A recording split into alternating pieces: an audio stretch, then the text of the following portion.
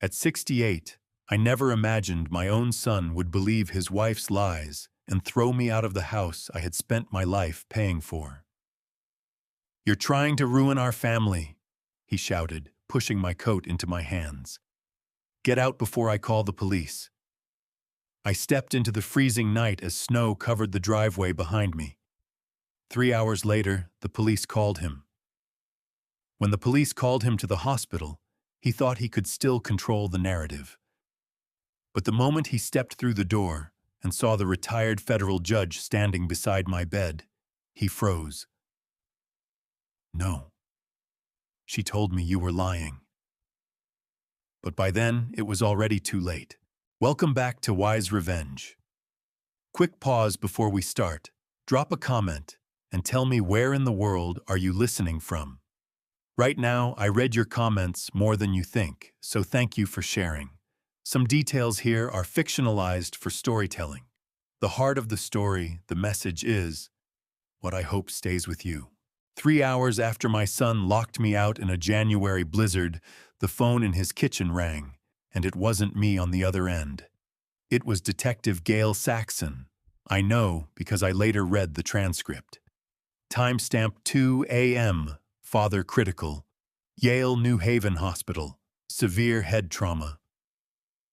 A witness saw a vehicle flee. Partial plate matched a Honda Accord registered to his address. I imagine him standing there with the phone to his ear staring at the deadbolt. I imagine a lot of things about that moment, because I wasn't there to see it. I was in a hospital bed, skull fracture, severe hypothermia, before a stranger named Doris Whitfield found me on Reef Road and called 911. But before any of that, before the hospital, before the detective, there was a door, a deadbolt, and 46 years of fatherhood reduced to 5 words. I believe my wife. That's what Brent said 3 hours earlier on the other side of my own storm door. My house. Bought in 2002. Mine alone since my wife died in 2016. I stood on my porch at 68 in a thin cardigan and indoor slippers. No coat. No phone. No wallet. Minus 12 degrees.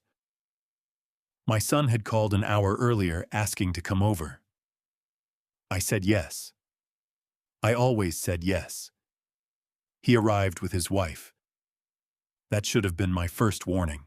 Celeste stood behind him, with an expression completely neutral, like someone ticking off a box on a checklist. I'd known her 8 years since Brent brought her home 3 months after my wife's funeral. I was a civil engineer for 35 years. 17 schools, 2 hospitals, a city library. I understood the way a foundation looks solid until the moment it collapses. I didn't understand my own son. "Do you truly believe I stole from you?" I asked through the glass. His eyes flicked to where Celeste stood in the hallway, watching him the way you'd watch a student taking an exam. "I believe my wife," he said. "Not I believe the evidence. Just I believe my wife." 5 words, 46 years, 5 words. Bank transfers, forged signatures, 2 years of siphoning. She has proof. "Brent, I have never touched your money." "You're not coming back inside," Celeste said quietly. Brent's hand moved to the deadbolt. I watched him hesitate, eyes meeting mine through the glass. I'd seen that look before. When he was 8 and broke my workshop window. When he needed me to co-sign his second bankruptcy. "I'm sorry, Dad," he said. Then he turned the deadbolt. The click, I felt it in my chest more than heard it. A sound like something breaking. Celeste guided him into the house. My house. I stood there, one breath snow on my shoulders, watching my son disappear into the hallway light. Then I stepped off the porch into the dark. The first thing you notice when you're locked out in minus 12 degrees is that your breath stops being invisible. It becomes something you can see, count, measure, each exhale a small white cloud that dissipates before the next one comes. 46 years came down to 5 words, and a half-second glance I almost missed. I was already walking by the time that thought crystallized. My indoor slippers crunched against snow that hadn't been cleared from the sidewalk. Boston Post Road stretched ahead of me, a dark ribbon of asphalt lined with mailboxes. I started counting automatically, 1, 2, 3, because counting keeps your mind occupied when panic starts clawing at the edges. The gas station sat a mile down the road. I knew because I'd driven past it 10,000 times. I'd never walked to it in January wearing a cardigan sweater and house slippers, but I'd built 17 schools in winter conditions. I knew exactly how long I had before the cold stopped being uncomfortable and became something worse. 20 minutes, maybe 30 if I kept moving. But my mind wasn't on the cold. It was on the door. On my son standing behind the glass with his hand on the deadbolt. On the question I'd asked him. Do you truly believe I stole from you? I'd watched his face when I said it. Watched his jaw work like he was chewing something bitter. His eyes had held mine for maybe 2 seconds, long enough for me to see the doubt flickering there like a candle in wind. Then his gaze broke away. Flicked over his shoulder to where Celeste stood in the hallway perfectly still, watching him with the calm expression of a teacher waiting for a student to recite the correct answer. It lasted half a second. Maybe less. But I'd spent 35 years on construction sites learning to read the micro movements that meant a beam was about to fail or a foundation had a hairline fracture invisible to everyone else. That glance told me everything. My son wasn't making a decision. He was checking for permission. When he looked back at me, his voice came out steady, rehearsed, like he'd practiced it in front of a mirror. I believe my wife. 5 words. He couldn't even hold my eyes when he said them. I kept walking. Mailbox 4. Mailbox 5. The houses on either side sat dark and warm, their windows glowing with the kind of light that meant families were inside watching television or reading books or doing any of the 1,000 small things people do when they're not locked out in a blizzard. I'd built my first structure in 1989. A small commercial building in Bridgeport, nothing fancy, but it was mine. Took out a loan against my car, hired 2 guys I knew from trade school, worked 18-hour days for 6 months straight. My wife was pregnant with Brent. She'd bring me sandwiches at the site and tell me I was going to work myself to death before the baby even arrived. I didn't. The building went up on time and under budget. Word spread. By 1995, I had 15 employees and a reputation for delivering solid work that didn't cut corners. By 2003, I had 30 employees, 2 ongoing hospital projects, and a 24-year-old son calling me from Atlantic City with a voice that sounded like broken glass. Dad, I need help. First, bankruptcy. Gambling debts that had metastasized from weekend poker games into something that swallowed his paycheck, his savings, his credit. I paid it off. $48,000. Told myself it was a one-time mistake, that he'd learned his lesson, that every young man stumbles once. Mailbox 8. Mailbox 9. My fingers were starting to go numb. I'd spent 35 years reading blueprints, calculating load-bearing walls, checking structural integrity before pouring foundations, but I never once audited the one thing I'd built with the most care: my son. The second bankruptcy came in 2010. Brent was 31. He'd been working at a tech startup that folded during the recession. The gambling had come back worse this time, hungrier. He owed $62,000 to people who didn't send polite letters. My wife found me in the garage with her jewelry box open on the workbench. "You're going to sell my mother's ring to pay off his debts," she said. Not a question. He's our son. He's a grown man who keeps making the same mistake because you keep catching him before he hits the ground. "What am I supposed to do? Let them break his legs!" She'd looked at me with an expression I didn't understand until years later, after she was gone. It wasn't anger. It was grief. You can't keep bailing him out forever, she said. I sold the jewelry, paid the debt. Brent promised he'd get help, join Gamblers Anonymous, turn his life around. He did for about 6 months. Then he met Celeste, and the meeting stopped because she said she'd help him manage his finances, keep him accountable, be the structure he needed. I thought she was a gift. Mailbox 12. My feet had stopped hurting, which meant the numbness was spreading. Not good. I sold my construction firm in 2019. 35 years of building reduced to a single wire transfer and a handshake with a commercial real estate developer from Boston, who promised to keep the name and retain most of the staff.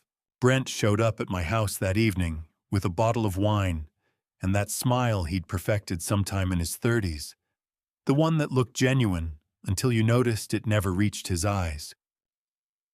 Congratulations, Dad. How much did you clear from the sale?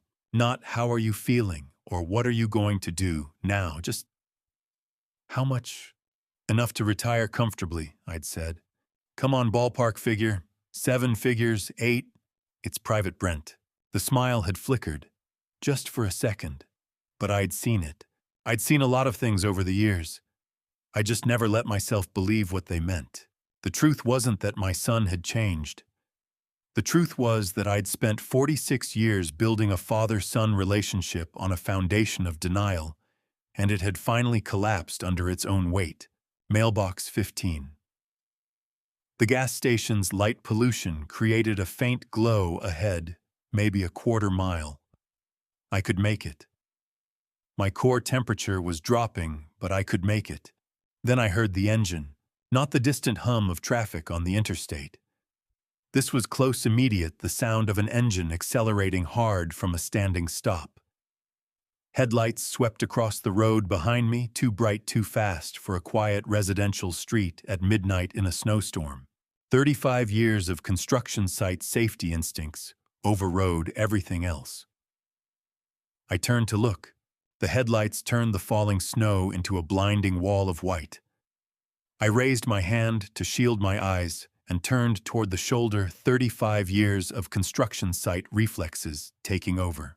An engineer with 35 years of winter construction experience knows exactly how long a man can survive at minus 12 degrees Celsius in wet slippers and a thin sweater. 40 minutes, maybe 50 if I kept moving. I ran the inventory as my feet crunched through snow toward the edge of the road. No phone, no wallet, no keys. No lisinopril for the hypertension my cardiologist had been monitoring for 3 years. Never missed a dose until today. The phone had disappeared that afternoon. I'd been reading news on my tablet when Celeste walked in with that expression she wore when delivering information you weren't allowed to question. The doctor explicitly said to avoid screens because of your spiking blood pressure. She'd said hand extended like a teacher confiscating contraband. My doctor never said that. She called this morning while you were in the shower. Brent took the message. Your readings from last week were concerning. No screens for 72 hours. Doctor's orders. Brent appeared in the doorway right on cue, nodding with earnest concern. Dad, come on. Just a few days. Your health is more important than checking email. I'd opened my mouth to argue, to say I could call my doctor directly, to confirm, to point out that I was 68 years old and capable of managing my own medical care. But Brent's hand was already out, palm up, waiting. I'd handed over the phone. Standing on Boston Post Road, in a blizzard with soaked slippers and numb fingers, I finally understood what that moment had been. Not concern, strategic isolation. Take the phone. Cite medical authority. Use Brent as enforcement. Leave me with no way to call for help when they threw me out into the cold. My internal clock said 5 minutes walking.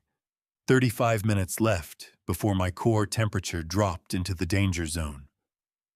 The gas station was still half a mile ahead. I could make it if I kept moving, if my slippers didn't freeze to my feet, if the wind didn't pick up. The engine sound behind me changed pitch. Got louder, closer. Then I heard it roar louder, and 35 years of instinct screamed at me to turn around. I twisted my upper body, still moving toward the shoulder. The headlights were maybe 30 meters away, and closing fast high beams on full speed, completely wrong for a residential street in a snowstorm. Should have been going 25, maybe 30 kilometers per hour in these conditions. This vehicle was doing at least 60. I took another step toward the shoulder. My right foot came down on what looked like packed snow, but was black ice hiding in a frozen tire rut. The world tilted. I went down hard. Hip first, then shoulder, then head. The edge of the concrete curb caught my right temple with impact that turned vision into sparks and sound into white noise.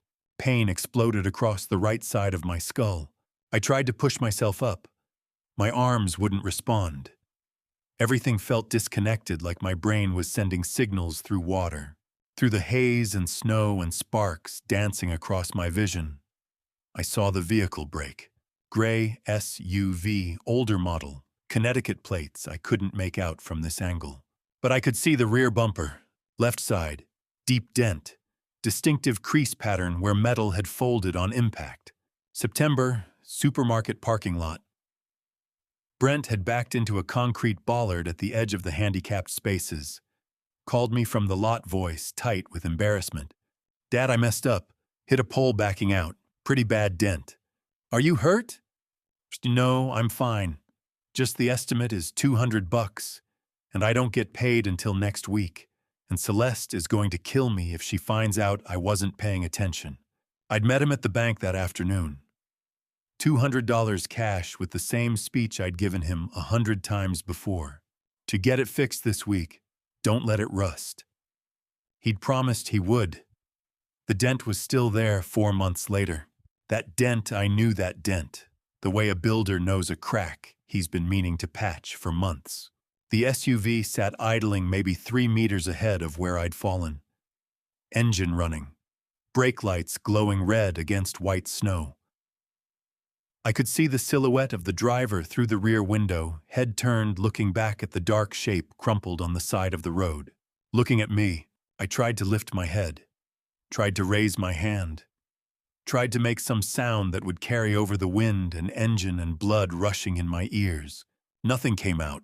The SUV sat there for 10 seconds. I counted them because that's what engineers do. We measure, we quantify, we mark time with precision, even when our skull is fractured and our core temperature is dropping, and our son is watching us die from behind the wheel of a vehicle we helped him buy. 1, 2, 3, 4, 5, 6, 7, 8, 9, 10. Then the engine screamed.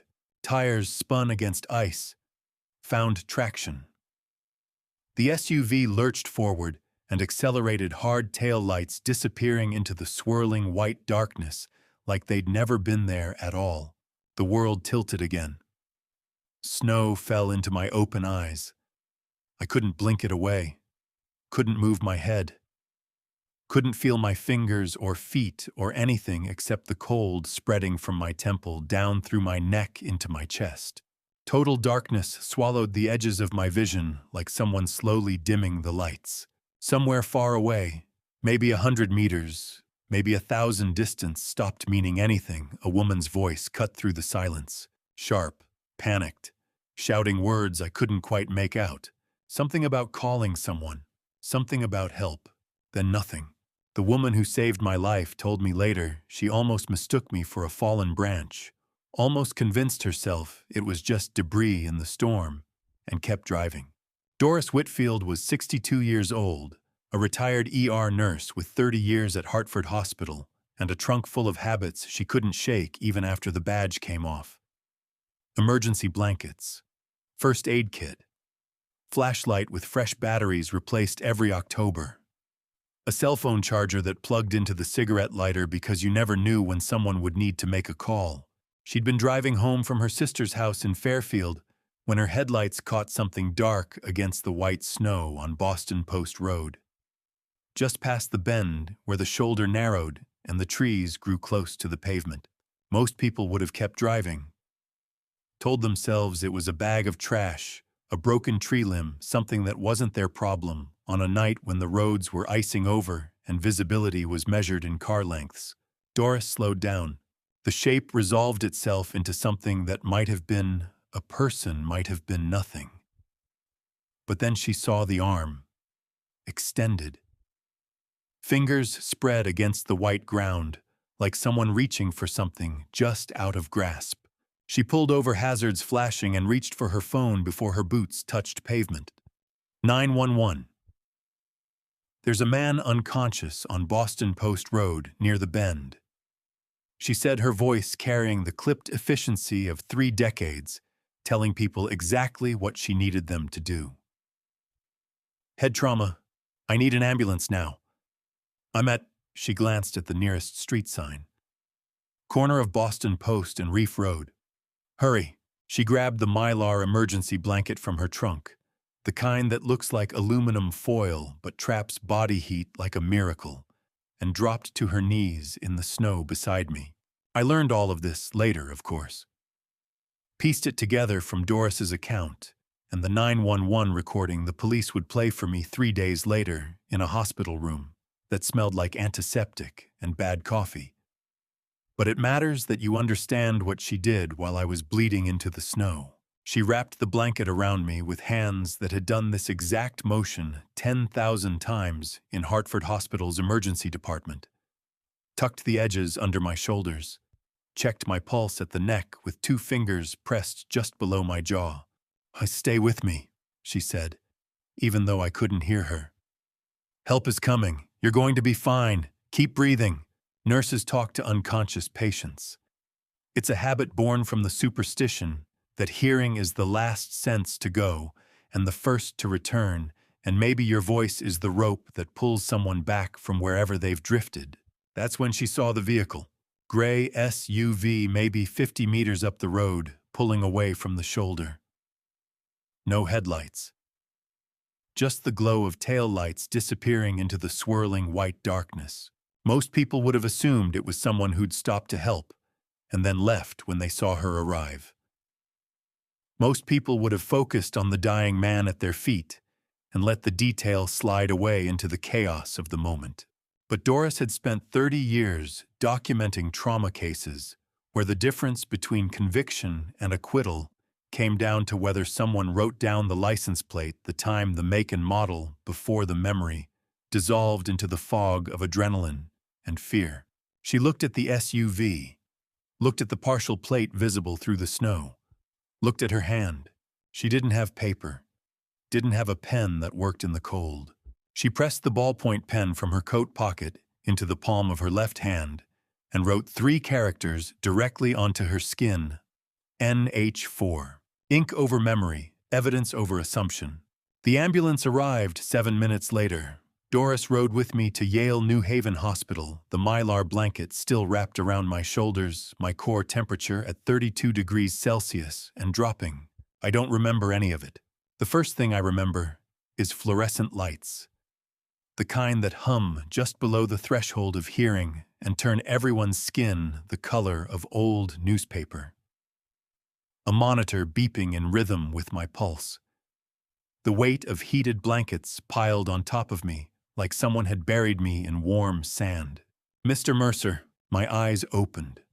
Or maybe they'd been open for a while, and this was just the first moment my brain connected the electrical signals into something resembling consciousness. A man in a white coat stood beside the bed. 50, maybe 55, with the kind of calm that comes from treating hundreds of hypothermia cases during Connecticut winters, and knowing exactly which ones would walk out and which ones wouldn't. I'm Dr. Samuel Reed, he said. You're at Yale New Haven Hospital. You were brought in about 90 minutes ago with head trauma and severe hypothermia. Do you know what day it is? I tried to speak.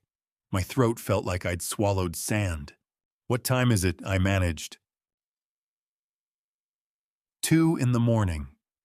You've been unconscious for approximately 2 hours. We've stabilized your core temperature. Mild to moderate hypothermia concussion laceration on your right temple that required 6 stitches. You also developed an irregular heartbeat brought on by the cold and stress. We'll need to monitor you for several more hours before we consider release. 2 in the morning. 4 hours since Brent locked the door. 3 hours since I fell. My second coherent thought was Stanley Holbrook. Best friend for 40 years. Retired federal judge living in Westport 35 minutes away if he drove fast, and the roads weren't terrible. He'd come if I called. No questions. No hesitation. Just the practical loyalty of someone who'd known you long enough to skip the part where you explained why you needed help. The thought of calling my son never entered my mind. Not for comfort, not for help. Not even to tell him I'd survived what he'd done. I reached for the phone on the bedside tray, my fingers clumsy and slow, still recovering feeling. Before I could dial, footsteps approached from outside the curtain. Deliberate. Measured. The kind of walk that says I'm here on business, not comfort. Detective Gail Saxon stepped into the cubicle, her face carrying the particular weariness of someone who'd been awake through the entire night. She pulled a metal chair beside the bed and sat down with the posture of someone settling in for a long conversation. "Mr. Mercer," she said, "I need you to tell me exactly what happened tonight." I looked at Detective Saxon sitting beside my hospital bed, with her notepad open and her pen ready, and I told her the truth in chronological order, starting with the phone confiscation that afternoon, and ending with the gray SUV that idled for 10 seconds before driving away. But I didn't call my son. I called Stanley Holbrook, and he arrived in exactly 38 minutes, which told me everything I needed to know about the next 48 hours. Stanley was 70 years old, a retired federal judge with 35 years on the bench and silver hair that still looked sharp, even though he'd thrown an overcoat over flannel pajamas and driven from Westport without stopping to change. He'd been my best friend for 40 years. We'd met on a construction site in 1984 when I was building the courthouse annex in Bridgeport, and he was a newly appointed district judge inspecting the progress. We'd stayed friends through marriages, divorces, career changes, my wife's death, his second retirement. He walked into the ER observation room at 2:35 in the morning, nodded once to Detective Saxon standing in the corner, and pulled a metal chair directly beside my bed. No dramatic embrace. No frantic questions about whether I was okay, or what the doctors said, or how I was feeling. He sat down, folded his hands in his lap, and said 4 words. "Tell me everything. Chronological order." So I did. I told him about the phone confiscation, the accusation of financial theft, the door locking behind me, the walk in the cold, the vehicle that accelerated too fast, and the fall that cracked my skull against concrete.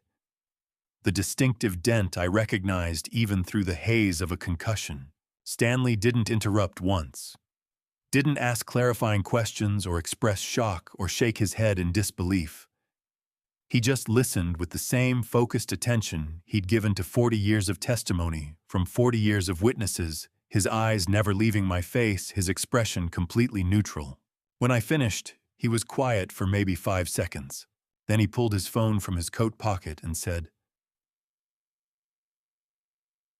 "I'm calling Vernon right now. Vernon Travers, my attorney. The man who'd handled my business contracts for 20 years and my estate planning for the last 5. Detective Saxon shifted her weight in the corner. I saw her eyes move from Stanley to me and back again, and I saw the exact moment she realized something the perpetrators had completely miscalculated. This father wasn't isolated. This father had a retired federal judge organizing his legal front at 2:35 in the morning without being asked. Stanley stood, phone already dialing, and stepped into the hallway to make the call. His voice drifted back through the gap in the curtain, low and precise, laying out the situation the same way he'd just absorbed it from me. Chronological order. No emotion, just facts. Detective Saxon looked at me. "Your son and daughter-in-law are going to be very surprised when they find out you survived," she said quietly. "Yes," I said. "I imagine they will be. To understand how I ended up in that hospital bed, with 6 stitches in my temple, and a core temperature that had nearly killed me. You need to understand how they got into my house in the first place. 6 weeks earlier, early December, right after Thanksgiving, Brent had called. "Dad, I need to talk to you about something." His voice had that particular quality it always carried when he was about to ask for help. Tight, careful. Like someone walking across ice they knew was too thin, but had no choice except to keep moving forward. What happened? I got laid off. Tech sector bloodbath. Celeste lost her job about a month ago, too. Corporate restructuring, they eliminated her entire department. We're scrambling, but the rent's due in 2 weeks, and we don't have it. I'd heard this story before. Different details, same structure. How much do you need? That's the thing, Dad. It's not we can't keep asking you for money. We talked about it, Celeste and me. We need to actually get back on our feet this time. Rebuild properly. But that takes time, and we can't afford the apartment while we're doing it. I knew what was coming before he said it. Just a few months, Dad, till we pivot. Celeste has some freelance audit work lined up, and I've got interviews. We just need a place to land while we sort ourselves out. I'd looked out my kitchen window at the house I'd lived in alone since my wife died in 2016. 4 bedrooms, 2.5 bathrooms. Way too much space for a 68-year-old man who spent most of his time reading engineering journals and watching the news. My late wife would have thrown the door wide open the second Brent asked. Would have started making up the guest room before the phone call even ended. She'd believed in second chances, third chances, infinite chances for the son we'd raised together. I thought about her standing in that kitchen 8 years ago. And I said yes. They arrived 2 days later.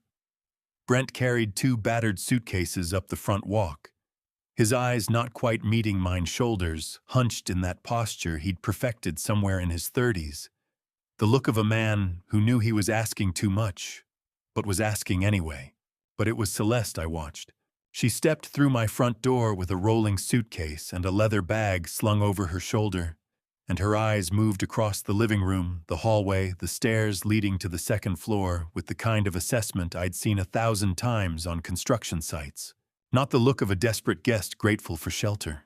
The look of an executive conducting due diligence on a foreclosure property she was about to acquire. I'd spent 35 years reading foundation reports, and I knew the difference between settling cracks and structural failure. Celeste's eyes told me exactly which one I was looking at. Brent went upstairs to unpack. Celeste stayed in the kitchen, setting her bag on the counter, pulling out her phone, glancing around with that same calculating expression. "Thank you for this," she said. "We won't be a burden. You won't even know we're here." That very first night at 11 o'clock, I heard it through the walls. The muffled sound of Celeste making a phone call from the back deck. Her voice low and deliberate through the glass. I couldn't make out the words, but I didn't need to. I never mentioned the phone call on the back deck. Never asked Celeste who she'd been talking to at 11 o'clock on their first night under my roof. Instead, I started keeping a notebook in my bedside drawer with dates and times and details written in the same precise handwriting I'd used to annotate construction blueprints for 35 years. When you spend 35 years reading structural failure reports, you learn to spot the warning signs long before the building knows it's coming down. Week 1, Celeste asked about the house's valuation. Casual, conversational, over breakfast while Brent was still upstairs getting dressed. "Ma, just out of curiosity, Dad, what would a place like this be worth if you ever decided to downsize? The market's crazy right now." Week 1 day, 4 same question wrapped differently. I was talking to a friend who's in real estate. Houses in this neighborhood are going for what, 600, 700,000. Week 1 day 6. You've owned this place outright for years, right? No mortgage, that's amazing equity. 3 times in 1 week. Different angles, same question. Week 2. I found Brent in my office. I'd gone down to the garage to check the furnace filter and came back up to find him standing beside my filing cabinet, with the bottom drawer pulled open, his hand frozen in mid-reach, for a folder labeled Property Documents. "Oh, hey, Dad," he'd said, straightening up too fast. "I was just looking for printer paper." The printer paper was on the shelf above my desk. Had been for 8 years. He knew that. Week 2, day 9. Dinner. Brent brought it up like he'd been thinking about it for days. "Maybe we should add my name to the deed, Dad, just as a precaution. You know, in case of a medical emergency, if something happens and you need someone who can make decisions about the property." Celeste nodded from across the table. "It's just practical. A lot of families do it." I'd said I'd think about it. Changed the subject to the weather. Week 2, day 12. Celeste mentioned almost offhand that I'd told her the same story twice in 1 week. "She'd say, you might want to mention that to your doctor." She'd said, her voice carrying the exact tone of manufactured concern. Memory issues can be an early sign. I hadn't told her the same story twice. I'd barely told her any stories at all. Week 2, day 14. She offered to help manage my doctor appointments. "Let me take some of that off your plate. I can coordinate with your physicians, make sure your prescriptions are filled on time. One less thing for you to worry about." Every intrusion was small. Every suggestion wrapped in the guise of care. Every question framed as loving concern from a daughter-in-law worried about her aging father-in-law's well-being. But when you've spent 3.5 decades reading structural reports, you learn that individual measurements can look fine while the structural grid is warping. The building doesn't know it's failing until the moment it comes down. Week 3, day 18. I was retrieving a dropped pen from under my desk when my hand brushed against something taped to the underside of the bottom drawer. A sheet of paper, letter-sized, covered edge to edge with my signature. Not printed copies. Handwritten practice runs. Dozens of attempts at replicating the exact loops and angles and pressure points of the signature I'd been using since 1975. Some attempts were crude. Some were close. 3 in the bottom right corner were nearly perfect. I peeled it off, carefully photographed it with my phone, and put it in the envelope with my birth certificate and passport documents I'd started keeping in my bedroom instead of the office. By week 3, I stopped merely observing and started documenting, because the difference between paranoia and preparation is whether you're right. Week 3, day 20, Saturday evening. I ran my monthly audit. I'd maintained the same financial discipline since I started my construction company in 1989. Every account reviewed, every transaction verified. Every month without fail, usually the 3rd Saturday after the 25th, I logged into my primary checking account first, then savings, then the brokerage account that held what was left of my retirement portfolio after I'd helped Brent through his various financial catastrophes over the years. The pending transactions section showed a wire transfer scheduled for Monday morning. $85,000. Payee Northfield Capital Partners, LLC. 2-factor authentication confirmation sent to a phone number I didn't recognize. I sat there for maybe 10 seconds, my hand still on the mouse, my engineer's mind running through the calculations. Then I picked up my phone and called the bank's fraud division.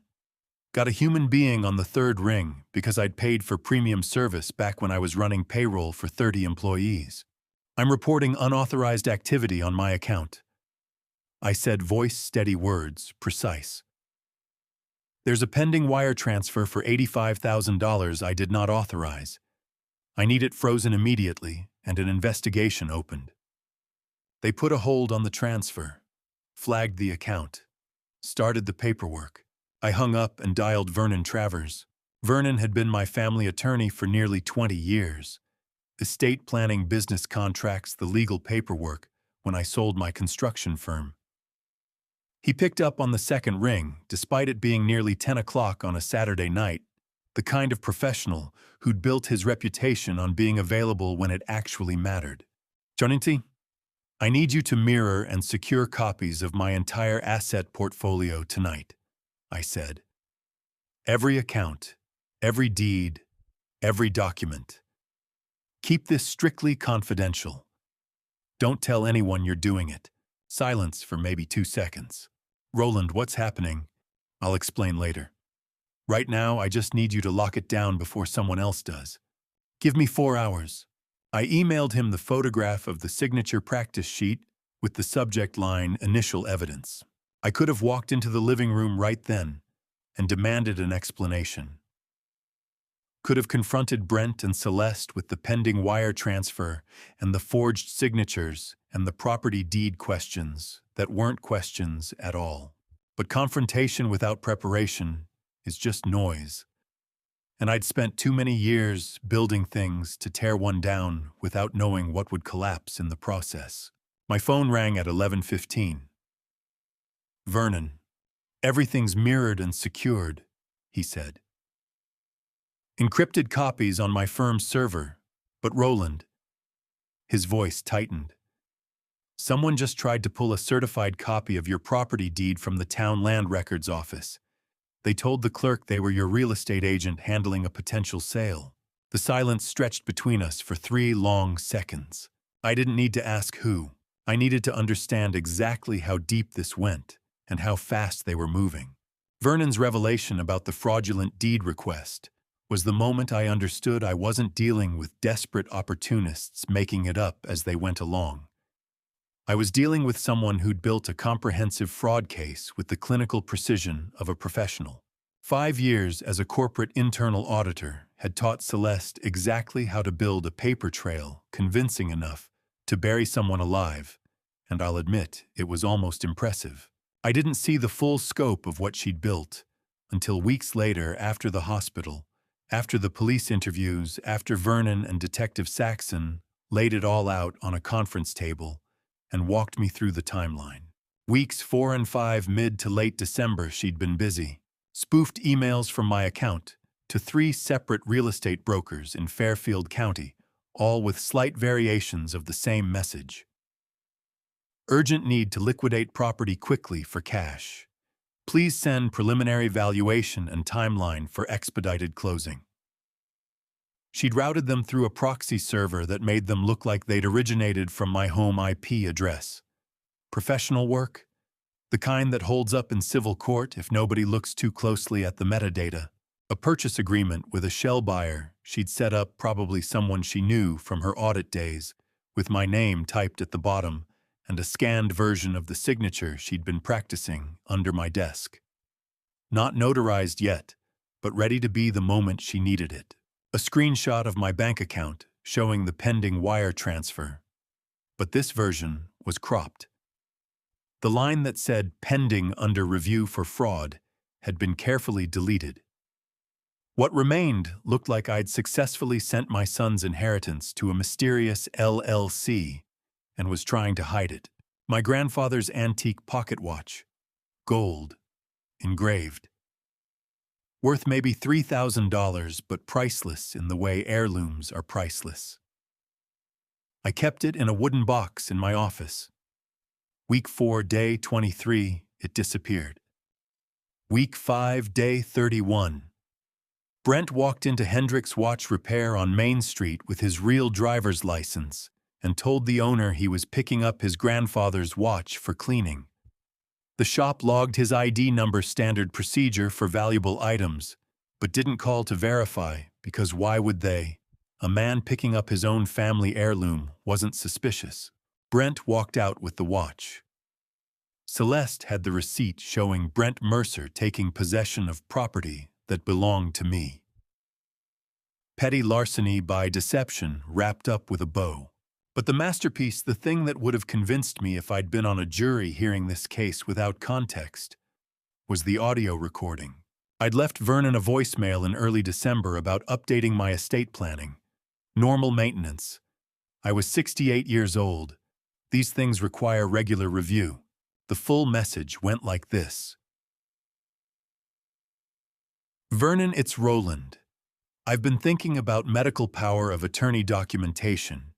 If I have a stroke or become incapacitated, I want to make sure Brent has the legal authority to make healthcare decisions for me. I don't want to be in a position where I will no longer have decision-making power and there's no clear chain of authority. We need to set up the proper medical guardianship paperwork, so he's protected if something happens. Call me back when you have a chance.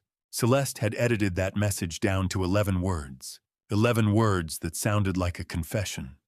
I will no longer have decision-making power. We need guardianship. She'd used my own voice, my own attempt to protect my son, by giving him medical authority in case I had a stroke, and weaponized it into evidence that I was losing my mind and needed to be declared incompetent. I'd spent 35 years building things designed to withstand stress and time. Celeste had spent 5 years learning how to dismantle them with paperwork.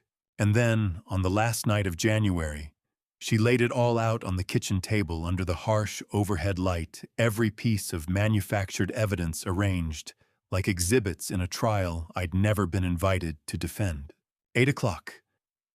I'd just finished dinner. Celeste came downstairs with a leather portfolio under her arm and a look on her face I'd seen before in courtroom dramas. The prosecutor about to deliver the closing argument. She opened the portfolio, spread the documents across the table in a neat row. Printed emails, bank statements, the forged purchase agreement, the empty wooden box that used to hold my grandfather's watch, the receipt from Hendricks showing Brent's name and ID number. Then she stepped back and let Brent do the talking. Do you care to explain what these are, Dad? His voice was steady, rehearsed, not angry, yet just following the script. I looked down at the evidence, saw immediately what she'd done with the bank screenshot. The crop line was obvious once you knew what to look for. Sloppy work actually, but effective if your audience wanted to believe it. But that bank screenshot has been cropped to hide the pending status. I said, my voice flat and factual. The transaction was flagged for fraud review and never completed. The full image would show that. Celeste didn't hesitate, didn't blink, just tilted her head slightly and delivered the line she'd probably been rehearsing for weeks. A thief is always the first to claim they've been robbed. Brent nodded. That hollow, rhythmic motion of someone who'd memorized a script an hour earlier and was just waiting for his cue to move to the next beat. I'd seen that same pattern that afternoon when she'd confiscated my phone. The instant agreement. The refusal to question. The complete outsourcing of independent thought. Tonight, the contrast was just turned all the way up.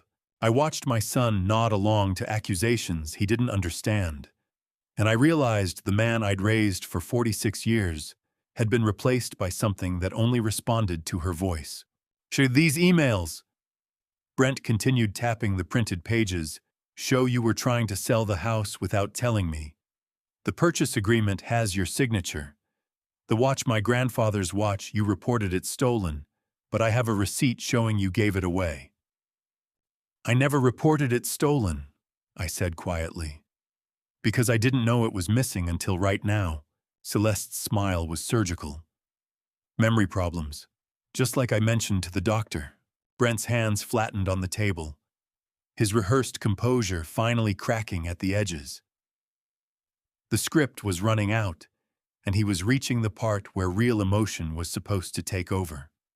This house, he said, his voice rising for the first time all night. This house belongs to our family. And I knew exactly where Celeste had aimed him next. The property deed. The single truth that would shatter him completely and serve as her final psychological lever. I could see it in his eyes, the question he'd been building toward all night, the one Celeste had been positioning him to ask since the moment she opened that portfolio and spread her manufactured evidence across the table. The truth can be a weapon when it's aimed correctly, and Celeste had spent weeks positioning mine at the exact point that would shatter my son. This house, Brent said, his voice climbing with each word. This house belongs to our family. I looked at him across the kitchen table, looked at the 46-year-old man who'd lived in this house on and off for decades, who'd brought his wife here 6 weeks ago asking for temporary shelter, who apparently genuinely believed, that his name had been on the deed all along. I bought this house in 2002 with my own corporate equity. I said, my voice calm and factual as a building inspector reading a report. Your name has never been on the deed. The color drained from Brent's face. It wasn't anger. It wasn't shock. It was something worse, the particular pallor of a man learning a fundamental truth about his life at age 46 in front of his wife, in the middle of an argument he thought he was winning. He'd assumed. All these years he'd assumed. And Celeste, who'd pulled the certified deed copy weeks ago, who knew exactly what it said and what it didn't say, had built her entire psychological trap around this moment. She leaned close to Brent, her voice dropping to a whisper that somehow carried across the kitchen with perfect clarity. You see, he just admitted it. The house is his, and you are nothing to him. I watched my son's face transform, watched humiliation calcify into something harder and meaner. The specific kind of humiliation that comes from realizing you've been a fool and everyone in the room knows it, and the person you trusted most just confirmed it in front of the person whose respect you wanted most to keep. That humiliation was the final fuse Celeste had cultivated for this exact blast. "And you never planned to leave me anything?" Brent said, his voice shaking now. "All those years telling me this was our family home? I never said that. You let me believe it. I let you live here. That's not the same thing as signing over the deed." Celeste stood up from the table, phone in hand, her movements deliberate and precise. "I think," she said quietly, "you should hear something." But Celeste wasn't finished. She had one more piece of manufactured evidence, and this one would sound like my own voice condemning me. She hit play. My voice filled the room. Flat. Tinny. The particular audio quality of a voicemail played through a phone speaker. "Oh, I will no longer have decision-making power. We need guardianship." 11 words. No context. No explanation. Just a fragment that sounded exactly like what she'd been suggesting all along, that I was losing my mind, that I knew it, that I was planning to hand over control before it got worse. Brent's expression turned venomous. "Now that's you," he said. "That's your voice. You can't deny that." "I'm not denying it's my voice," I said, keeping my tone level despite the rage building behind my ribs. "That's an excerpt from a voicemail I left for Vernon about estate planning. Medical power of attorney documentation. If I suffered a stroke or became incapacitated, I wanted you to have the legal authority to make healthcare decisions for me. I was trying to protect you." Protect me," Brent repeated, his voice dripping with sarcasm. "By stealing my inheritance and then—" Celeste cut in, her voice smooth as silk.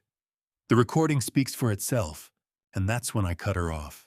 For the first time all night, I interrupted Celeste mid-sentence and looked her dead in the eyes. While that tape was stitched, I said, my voice quiet, but carrying the weight of 35 years of calling out substandard work when I saw it. "And the person who cut it knows exactly what the original conversation was about." Dead silence. Celeste held my gaze for 3 full seconds. I watched something flicker behind her eyes, recognition maybe, or respect for an opponent who'd finally landed a clean hit. Then a tiny sharp smile slipped across her face. She turned to Brent. "See?" she said softly. "He's turning it on me now." Brent stood up so fast, his chair scraped across the floor. "Get out." I didn't move. "Get out of my house," he said again, louder this time. "It's not your house." Wrong thing to say. I knew it the second the words left my mouth, but they were true, and I was done pretending the truth didn't matter. Brent's face went red. "Get out. Now. Before I call the police and tell them you've been stealing from me." I stood up, walked toward the front door. My winter coat was locked in the master bedroom upstairs, the room Brent and Celeste had claimed as theirs 2 weeks into their stay. I had a thin cardigan sweater and the indoor slippers I'd been wearing when they showed up at 8 o'clock. I passed the staircase. That's when I saw her. 8-year-old Wren stood on the landing halfway up, clutching a plush doll to her chest. Her wide eyes stared down through the wooden balusters with the unfiltered honesty only a child can deliver without knowing the weight of the words. "Where are you going, Grandpa?" She asked, her voice small and uncertain. I stopped, looked up at her, forced something like a smile. "Just out for a little walk, sweetie." She looked past me toward the front door where her mother stood, then back at me. Her voice dropped to a whisper, but it carried in the sudden quiet. "See, Mommy told Daddy earlier that you weren't ever coming back anyway." Out of the mouths of children comes the truth no one meant to speak. And in 8 words from my granddaughter, I heard the proof that my expulsion had been decided long before I ever stood accused. Celeste's hand snapped out, pulling Wren back into the hallway upstairs. Her voice was sharp. "Go to your room, now." I stepped across the threshold into the dark. The door slammed shut behind me. The deadbolt turned with a sound I felt in my chest more than heard. The porch light went dark. I stood there in my thin sweater and indoor slippers as the blizzard swallowed the yellow glow from the windows, watching my son choose his wife's manufactured truth over 46 years of my life. Then I began to walk. I told Detective Saxon everything: the phone confiscation, the manufactured accusations, the door locking behind me, the gray SUV with the distinctive dent idling for 10 seconds before driving away. Stanley sat beside my hospital bed, taking his own notes in the shorthand he'd developed over 35 years on the federal bench. But to understand why my son was desperate enough to leave me dying in the snow, you need to understand the phone call I received 2 weeks before that night. It came through the landline. 2 o'clock in the afternoon. I'd been in the garage checking the water heater when the old rotary phone in the kitchen started ringing the number I'd kept active for 40 years, because some habits die harder than technology. I picked up on the 4th ring. "Yeah." A man's voice. Gruff. The particular roughness that comes from decades of cigarettes and yelling. "Tell your boy next week is the hard drop. 60 grand. We don't wait past the end of the month." Silence stretched for maybe 2 seconds while my brain processed what I'd just heard. "Who is this?" I asked. "Give me your name." The line went dead. I stood there with the receiver in my hand, listening to the dial tone, understanding immediately what had just happened. Wrong number. A creditor or a bookie or someone worse had meant to call Brent's cell and hit my landline instead, probably from an old contact list, back when Brent still lived here, and gave out my number as his primary contact. $60,000. Hard drop. End of the month. I hung up the phone and called Vernon.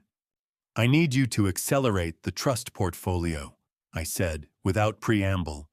"However fast you thought we were moving, we need to move faster." "Roland, we've been over this.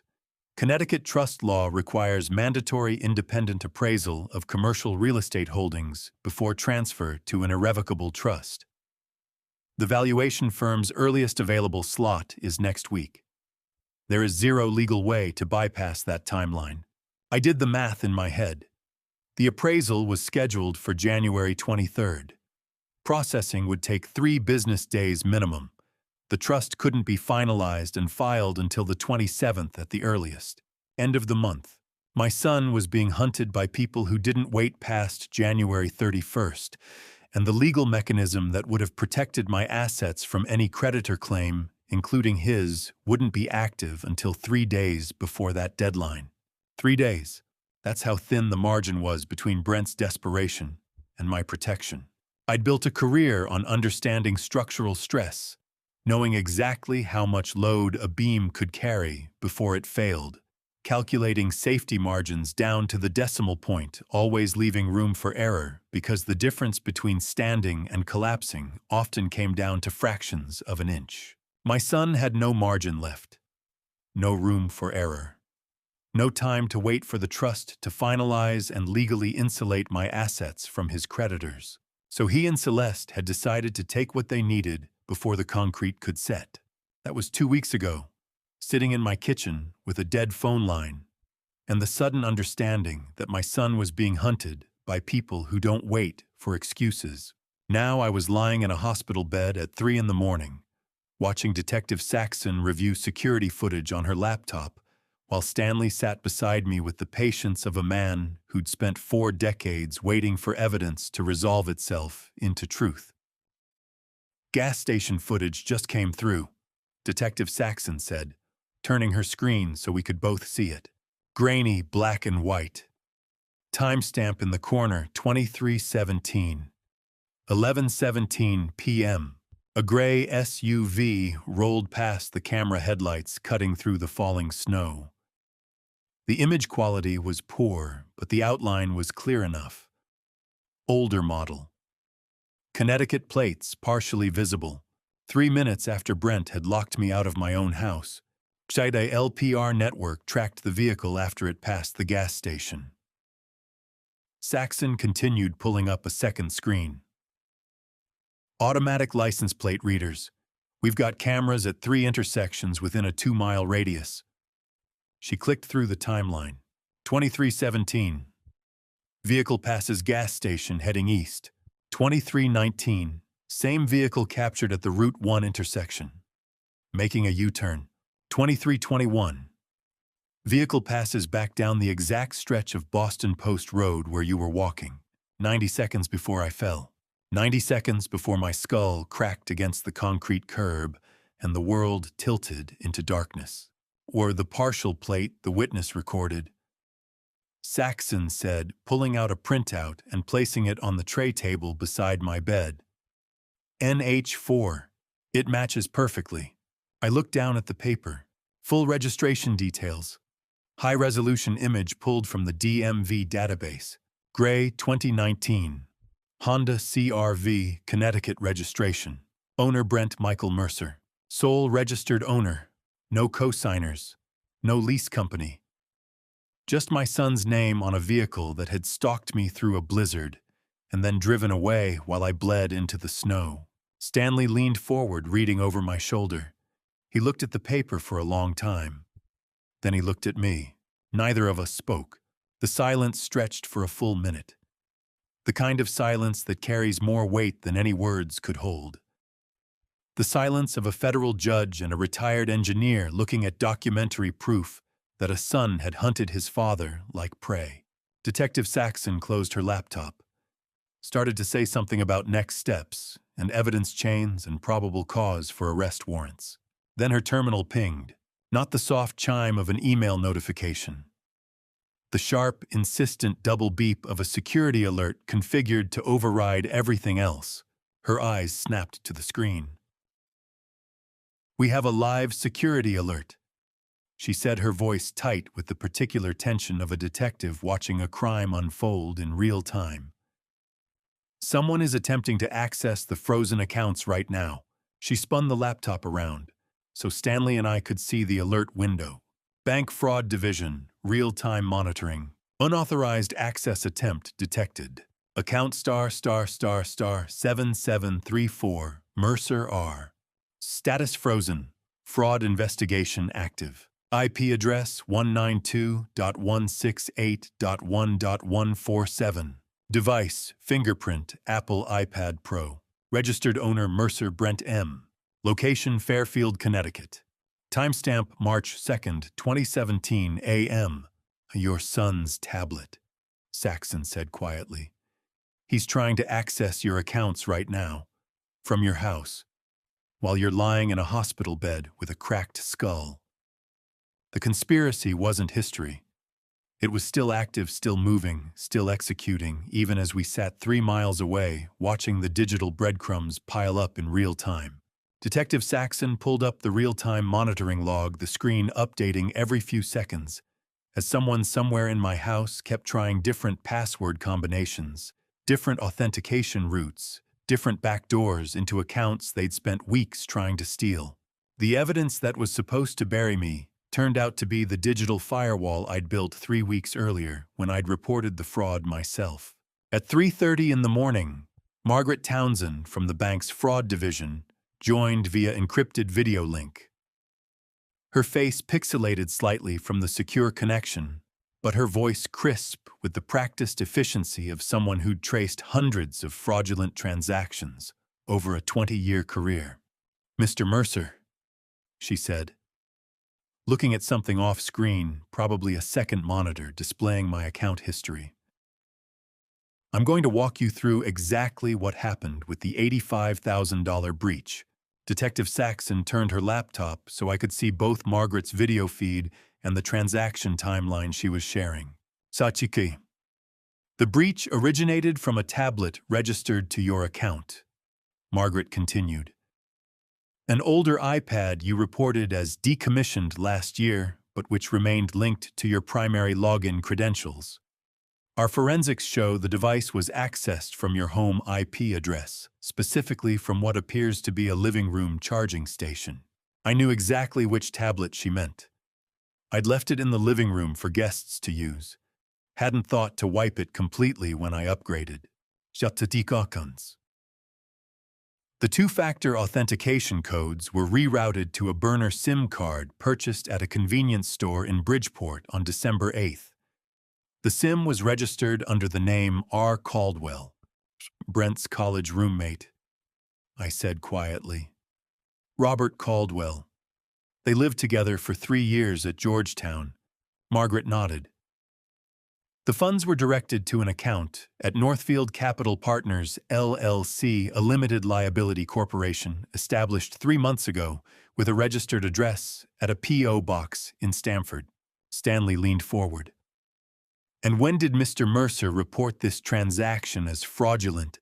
Margaret glanced at her notes. 3 weeks ago, January 4th. He called our fraud hotline within 6 hours of the initial authentication attempt. The transaction was immediately flagged frozen and placed under investigation. Mr. Mercer is the one who opened this entire case. The room went quiet. I'd reported my own son's theft. Had called the bank the moment I saw the pending transfer, had described exactly what I'd found, had requested a full forensic audit before Celeste could finish building her narrative that I was the one stealing from them. They'd tried to use my evidence, my fraud report, my vigilance, my paper trail to paint me as mentally incompetent and paranoid. Tried to weaponize my own protective firewall into proof I was losing my mind. Stanley's grim smile was subtle but unmistakable. "They tried using your own firewall to lock you out." The supreme irony, Margaret added, is that without Mr. Mercer's immediate report, we wouldn't have had the legal authority to freeze the account or trace the digital fingerprints. His vigilance created an immutable evidence trail that directly contradicts any narrative of cognitive decline. The evidence was airtight, but the night was far from over, and the man walking through those hospital doors at 4 in the morning was about to face something he hadn't calculated into his plan. Before I tell you what happened when my son walked through those hospital doors at 4 in the morning, comment A, if you think he came because he was worried, or B, if you think he came to control the story, and tell me in 5 words why. Quick note, what follows includes recreated dialogue for narrative impact. The message is what matters. I heard him before I saw him. Footsteps in the corridor. Quick, but not quite running. The particular pace of someone trying to look rushed without appearing panicked. Brent's voice carried through the gap in the curtain before he reached the door. "I need to see my dad." "Where is he?" "What happened?" The performance was good. I'll give him that. The right amount of concern mixed with confusion, mixed with fear. The voice of a devoted son who'd just learned his father was in the hospital. But I'd heard that same performance before. When he needed money for the first bankruptcy. When he wrecked his car and needed me to cover the insurance deductible. When the gambling debts came due and he needed someone to believe he'd learned his lesson this time. Detective Saxon stepped into the corridor, her badge already visible on her belt. "So, Mr. Mercer," she said, her voice professionally neutral. "I'm Detective Gail Saxon with the Connecticut State Police. Your father is stable and receiving treatment. Before you see him, I need to ask you a few questions about questions." Brent's voice climbed half an octave. What questions? I just got a call that my dad was in the ER. I need to see him now. That's when Stanley stepped into the hallway. He didn't rush, didn't raise his voice, just stood up from the chair beside my bed and walked to the doorway with the commanding posture of a man who'd spent 35 years on the federal bench and knew exactly how much authority his presence carried. You shouldn't speak to a single soul. Stanley said, his voice quiet but carrying the weight of decades delivering verdicts until you have criminal counsel present. Brent's eyes locked on Stanley's face. I watched it happen from the bed. Watched the exact moment my son recognized Judge Stanley Holbrook, retired federal judge, my best friend for 40 years, a man whose face had been in the Hartford Courant's legal section hundreds of times over the decades. Brent's composure didn't just crack, it shattered. His mouth opened, closed, opened again. His eyes darted from Stanley to Detective Saxon and back again, recalculating everything, running through whatever script Celeste had fed him, and realizing it hadn't accounted for this variable. A retired federal judge. Here. At 4 a.m. Standing beside his father like a sentinel, Detective Saxon read the panic instantly. I saw her posture shift, her weight moving forward slightly, the subtle body language of a predator recognizing that the prey just realized it's cornered. I watched my son recognize Judge Holbrook and understood exactly what was happening behind his eyes, the sudden recalculation, the collapse of whatever script Celeste had fed him, the first real crack in the performance he'd been maintaining all night. I think, Detective Saxon said carefully, you should take Judge Holbrook's advice. Brent's phone vibrated in his pocket. He pulled it out automatically, glanced at the screen, and his entire face drained of color, the kind of pale that comes from learning something catastrophic is happening in real time. His eyes snapped up to the detective, then to Stanley, then back to the screen. Whatever was on that phone, it wasn't part of the plan. The phone call lasted maybe 90 seconds. I couldn't hear the other end, but I watched Brent's face cycle through expressions like someone flipping through a manual, trying to find the right response, concern, confusion, calculation, then something close to panic, before he forced his features back into neutral. My son sealed his own fate at 4:15 a.m. with a single word he shouldn't have known. He stepped away from the phone, slipping it back into his pocket, his composure visibly fraying at the edges. His eyes found Detective Saxon standing near the nurse's station. Her posture relaxed, but her attention absolutely fixed on him in the way predators watch wounded prey. Brent walked toward her, stopped about 6 feet away, cleared his throat. The car in the footage, he said, his voice carrying just enough casual concern to sound like innocent inquiry. Is the image clarity definitive? Detective Saxon went completely still.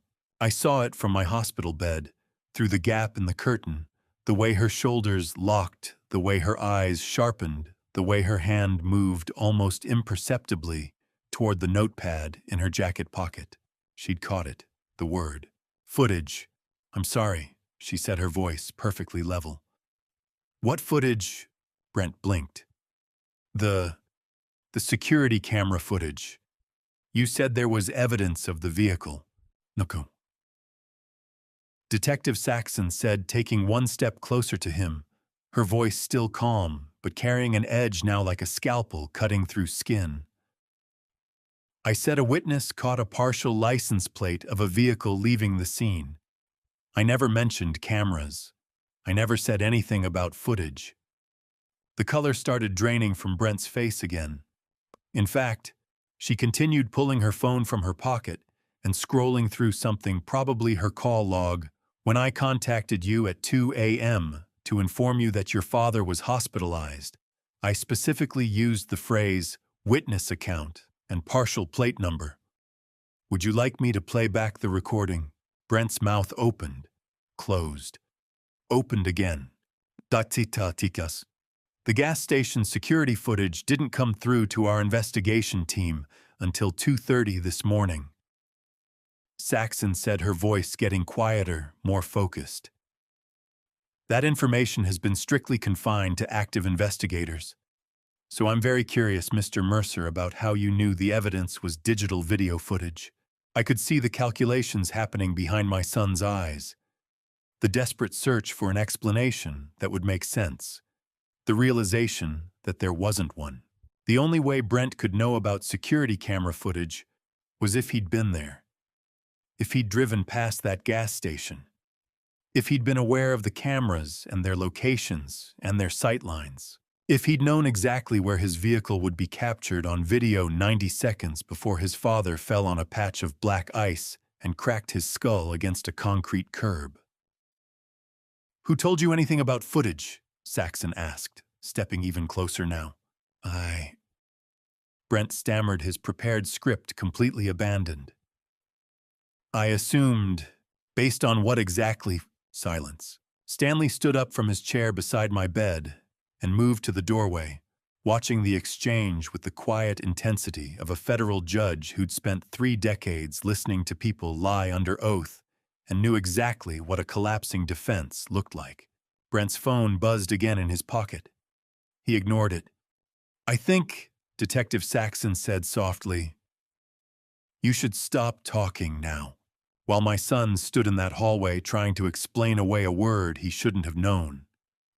Vernon's call confirmed the final piece of the puzzle we'd been building for weeks. The ER desk phone rang. The nurse answered, then called out that it was for me. Vernon's voice came through the line with the crisp efficiency of a man who'd been awake since the first security alert hit his system hours ago. "The watch," he said without preamble. "Your grandfather's gold pocket watch." I pulled the records from Hendrick's Watch Repair on Main Street. I shifted the phone against my ear, the IV line pulling slightly. And it was picked up 4 days ago. The shop's intake log shows someone claiming to be retrieving it on the owner's behalf. They required valid identification for high-value items, so the claimant presented his driver's license. Brent's license? His own name. His own ID signature in the shop's ledger matches the one on file with the DMV. He didn't even try to hide it. Probably figured you wouldn't notice it missing for weeks, or that he could claim you'd given it to him as a gift. I thought about that watch. My grandfather's watch. The one thing I'd kept from the old man besides his work ethic and his habit of checking foundation integrity twice before pouring concrete. Legally, Vernon continued, it's an unassailable record of petty larceny by trick. He presented himself as authorized to retrieve your property, signed his real name to the shop's ledger, and walked out with an item worth approximately $3,000 that he had no legal right to possess. Combined with everything else.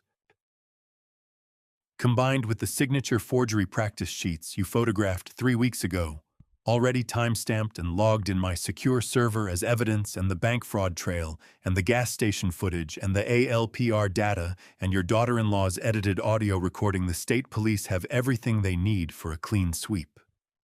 Stanley leaned against the doorframe, listening to my half of the conversation, his expression unreadable, but his posture telling me he'd already calculated the same conclusion Vernon was laying out. How long until they move? I asked. That depends on what your detective decides is urgent enough to justify an immediate warrant execution instead of waiting for morning.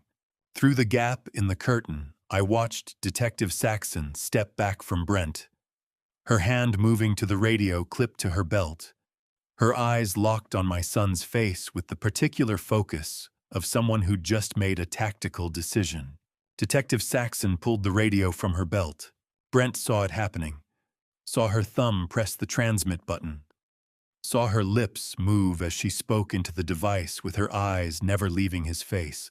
This is Saxon," she said, her voice carrying clearly across the hallway. "Execute the warrant at the primary residence immediately now." The radio crackled with acknowledgement. Brent's face went from pale to ash white.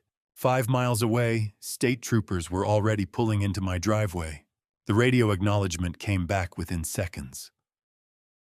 Somewhere 5 miles away, state troopers were already moving toward my house with a signed warrant and the legal authority to breach every door if necessary. The hardest truth I learned that morning was this: you can love someone completely and still need to watch them locked in a cage. Detective Saxon's radio crackled at 5 o'clock exactly. Static, then a voice cutting through with the clipped efficiency of someone delivering a field report under time pressure. "Miss Saxon, this is Trooper Daniels at the Fairfield residence. We've executed the warrant. You need to hear this." The detective stepped away from where Brent stood, frozen in the hallway, pressing the radio closer to her ear. I could hear it from my hospital bed, through the open curtain, every word carrying across the quiet ER like a verdict being read aloud. Subject located in the attached garage. Female, early 40s, matches the description you provided for Celeste Mercer. She was attempting to destroy evidence when we breached the door. Used gasoline in a steel drum. We've secured multiple items before they could be fully destroyed. Detective Saxon's eyes locked on Brent. "What items?" "Burner SIM cards, smashed tablet, stack of what appears to be forged property deeds with practice signatures, approximately $60,000 in debt collection notices addressed to Brent Michael Mercer. And..." The trooper paused. "Ma'am, you're going to want to document this one carefully. A life insurance policy." Saxon's posture changed, straightened. "Say again. What kind of policy?" "Life insurance policy on Roland Mercer. Coverage amount $750,000. Beneficiary listed as Brent Mercer Sole. Policy dated 6 weeks ago, early December. The signature section shows obvious forgery. Doesn't match the notary date stamp. And she was actively burning this document when we came through the garage door." The hallway went silent. $750,000. 6 weeks ago, right after Brent and Celeste moved into my house, claiming they needed temporary shelter while they got back on their feet. Detective Saxon turned to look at me through the gap in the curtain. Her expression was carefully neutral, but I could see the recognition in her eyes the moment when a financial fraud case transforms into something much darker. "Mr. Mercer," she said, stepping into my room. "We found a life insurance policy on you. $750,000.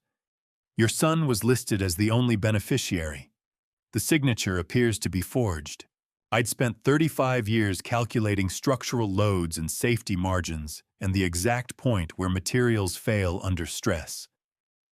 I'd never calculated the weight of learning that your daughter-in-law had valued your life at $750,000 and your death at whatever cut she'd negotiated with your son.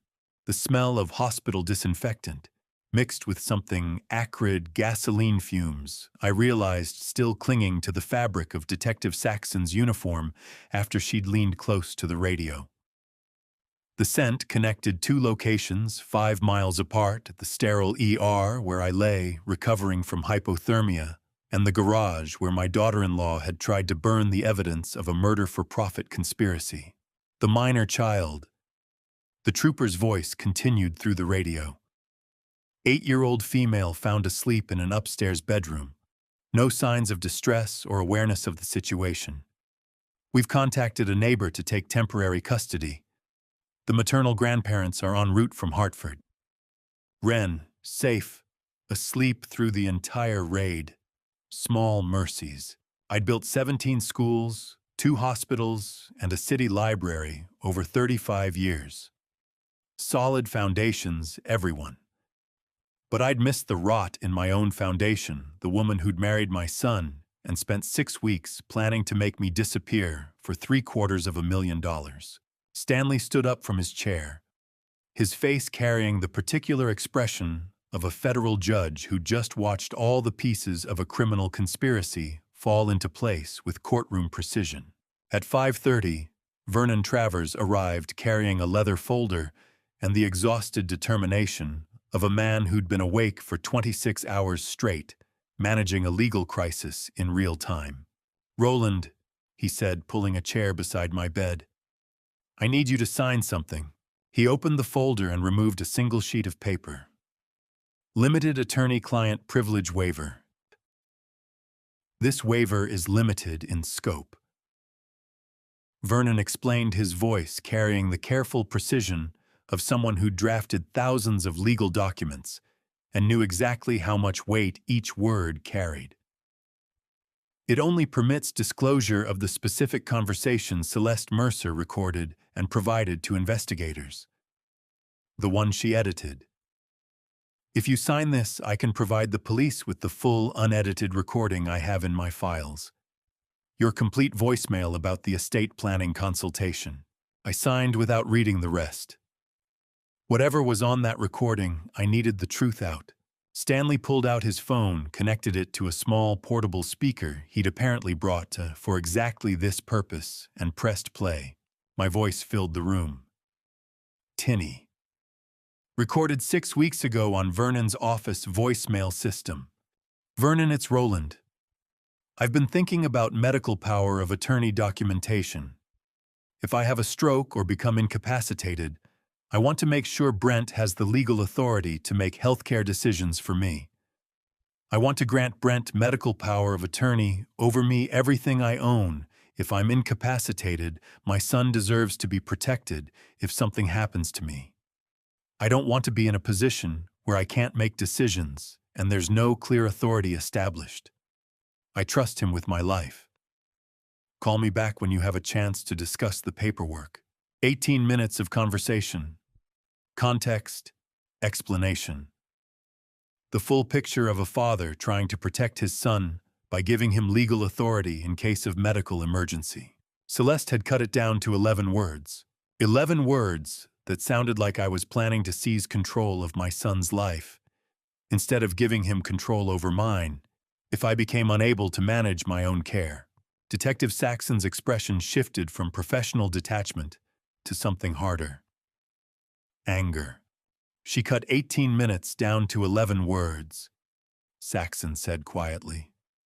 She turned you protecting your son into you stealing from him. The recording stopped. The room stayed quiet. Detective Saxon looked at me. Your son is in a holding room down the hall. He's been asking to see you. Do you want to see him? I looked at Detective Saxon standing beside my hospital bed, her question hanging in the air like smoke after a fire. Did I want to see my son? I said yes to seeing my son because forgiveness requires proximity, and I had no forgiveness left to give. Stanley Holbrook escorted Brent into the observation room at exactly 6 o'clock in the morning. I heard them before I saw them. Footsteps in the hallway, the squeak of Stanley's shoes on linoleum, the heavier drag of Brent's feet, like someone walking toward something they desperately wanted to avoid. Stanley stepped aside at the doorway, his hand on Brent's shoulder, in a gesture that looked almost gentle but was really the grip of a federal judge, ensuring a defendant doesn't bolt before testimony. Brent saw me. White gauze bandage wrapped around my right temple where the concrete had split skin and fractured bone. IV lines running into both arms. Hospital blankets pulled up to my chest. The monitor beside my bed beeping steadily, counting out heartbeats I wasn't supposed to have anymore. His mouth opened. I watched the muscles in his jaw work, watched his lips form the shape of a word that had meant something for 46 years. Dad! But the word died in his throat. Couldn't quite make it past whatever was blocking the air between his lungs and his mouth. I saw two images superimposed over each other, like a double exposure photograph. The 3-year-old boy I'd carried on my shoulders through construction sites, hard hat too big for his head, laughing every time I pretended to stumble. And the 46-year-old man who'd left me to freeze on a concrete curb while he drove away into a blizzard. My voice came out flat, emotionless. The same tone I'd used for 35 years when reading failure analysis reports on collapsed structures, clinical assessment of what went wrong and why. You can sit down, I said. Brent didn't move. Some things are better said when you aren't standing. He pulled the metal chair closer to the bed. sat down slowly like someone lowering themselves onto ice they weren't sure would hold their weight. Stanley remained by the door, arms crossed, silent. The posture of a man who'd spent decades presiding over testimony and knew when to let silence do the work. I looked at my son and felt nothing. Not anger, not grief, not even disappointment. Just the cold, analytical clarity of an engineer examining the stress points that caused a foundation to fail. I looked at my son and felt no need to raise my voice. I checked every corner of your trap, Brent. The burner SIM registered under Caldwell's name. The signature practice sheet taped under my desk. The creditor who called my landline 2 weeks before that night, looking for $60,000. The forged life insurance policy Celeste tried to burn in the garage. His hands were shaking. I watched them the way I used to watch stress fractures in steel beams clinically waiting to see where the break would come. I reported the wire transfer myself. I was the one who opened the fraud investigation. You used my own evidence against me. Brent's eyes were wet. I felt nothing about that either. You struck before the concrete could set. 7 more days and the trust would have been filed. Every asset I own would have been untouchable. You didn't have 7 days. I paused. Let the silence do its work. 11:23. You sat behind me for 10 seconds while I lay on the ground with a fractured skull. Then you drove away. The monitor beside my bed kept beeping, steady, alive. I saw every line of your trap, I said quietly. I only needed 7 more days for Vernon to finalize the irrevocable trust. The appraisal was done. The filing date was the 27th. You struck before the concrete could set. Brent's voice came out barely above a whisper. Dad, Don't, I said. Silence. Then Brent's lips started trembling. The question came out broken, uncertain, like he was finally seeing something he should have seen months ago. Did she know about the trust? I looked at my son. I looked at the 46-year-old man who'd been married to a corporate auditor for 8 years and still didn't understand that people like Celeste don't move without knowing exactly what they're taking. Ask your wife, I said. Stanley escorted Brent back to the holding room. My son went without argument, his shoulders curved forward like a man carrying weight he'd just discovered he couldn't put down. The question wasn't whether she'd turn on him. It was how fast. Detective Saxon returned at 7 o'clock from the precinct interrogation rooms, her face carrying the particular exhaustion of someone who'd been awake for 28 straight hours watching criminals make calculations about their futures. Your daughter-in-law signed a statement, she said, pulling the metal chair closer to my bed. The moment her public defender walked into the room, I wasn't surprised. What did it say? She's put everything on your son. The fraud scheme, the forged documents, the life insurance policy. Claims she was acting under duress the entire time. Says Brent threatened her, manipulated her, told her if she didn't help him, he'd take Ren and disappear. Stanley, standing by the window watching the sunrise break over New Haven, made a sound somewhere between a laugh and a sigh. She's an auditor. I said, my voice flat with the kind of tired clarity that comes after you've spent 12 hours watching the truth assemble itself piece by piece. 5 years in corporate internal investigations. She knows digital forensics carry the heaviest evidentiary weight in court. She's cutting her losses to buy a lighter sentence. Detective Saxon nodded. The interrogation was recorded. Standard procedure. She was calm, organized, methodical. Had her story ready the second legal counsel arrived. I'd bet money she drafted that narrative weeks ago as a contingency plan. Of course she did, Stanley said from the window. She built the entire conspiracy like an engineer builds a structure, calculated every load, every stress point, every failure mode. Except she miscalculated the one thing that mattered. What's that? Saxon asked. She built her whole defense on a foundation of sand. The detective looked confused. I understood exactly what Stanley meant.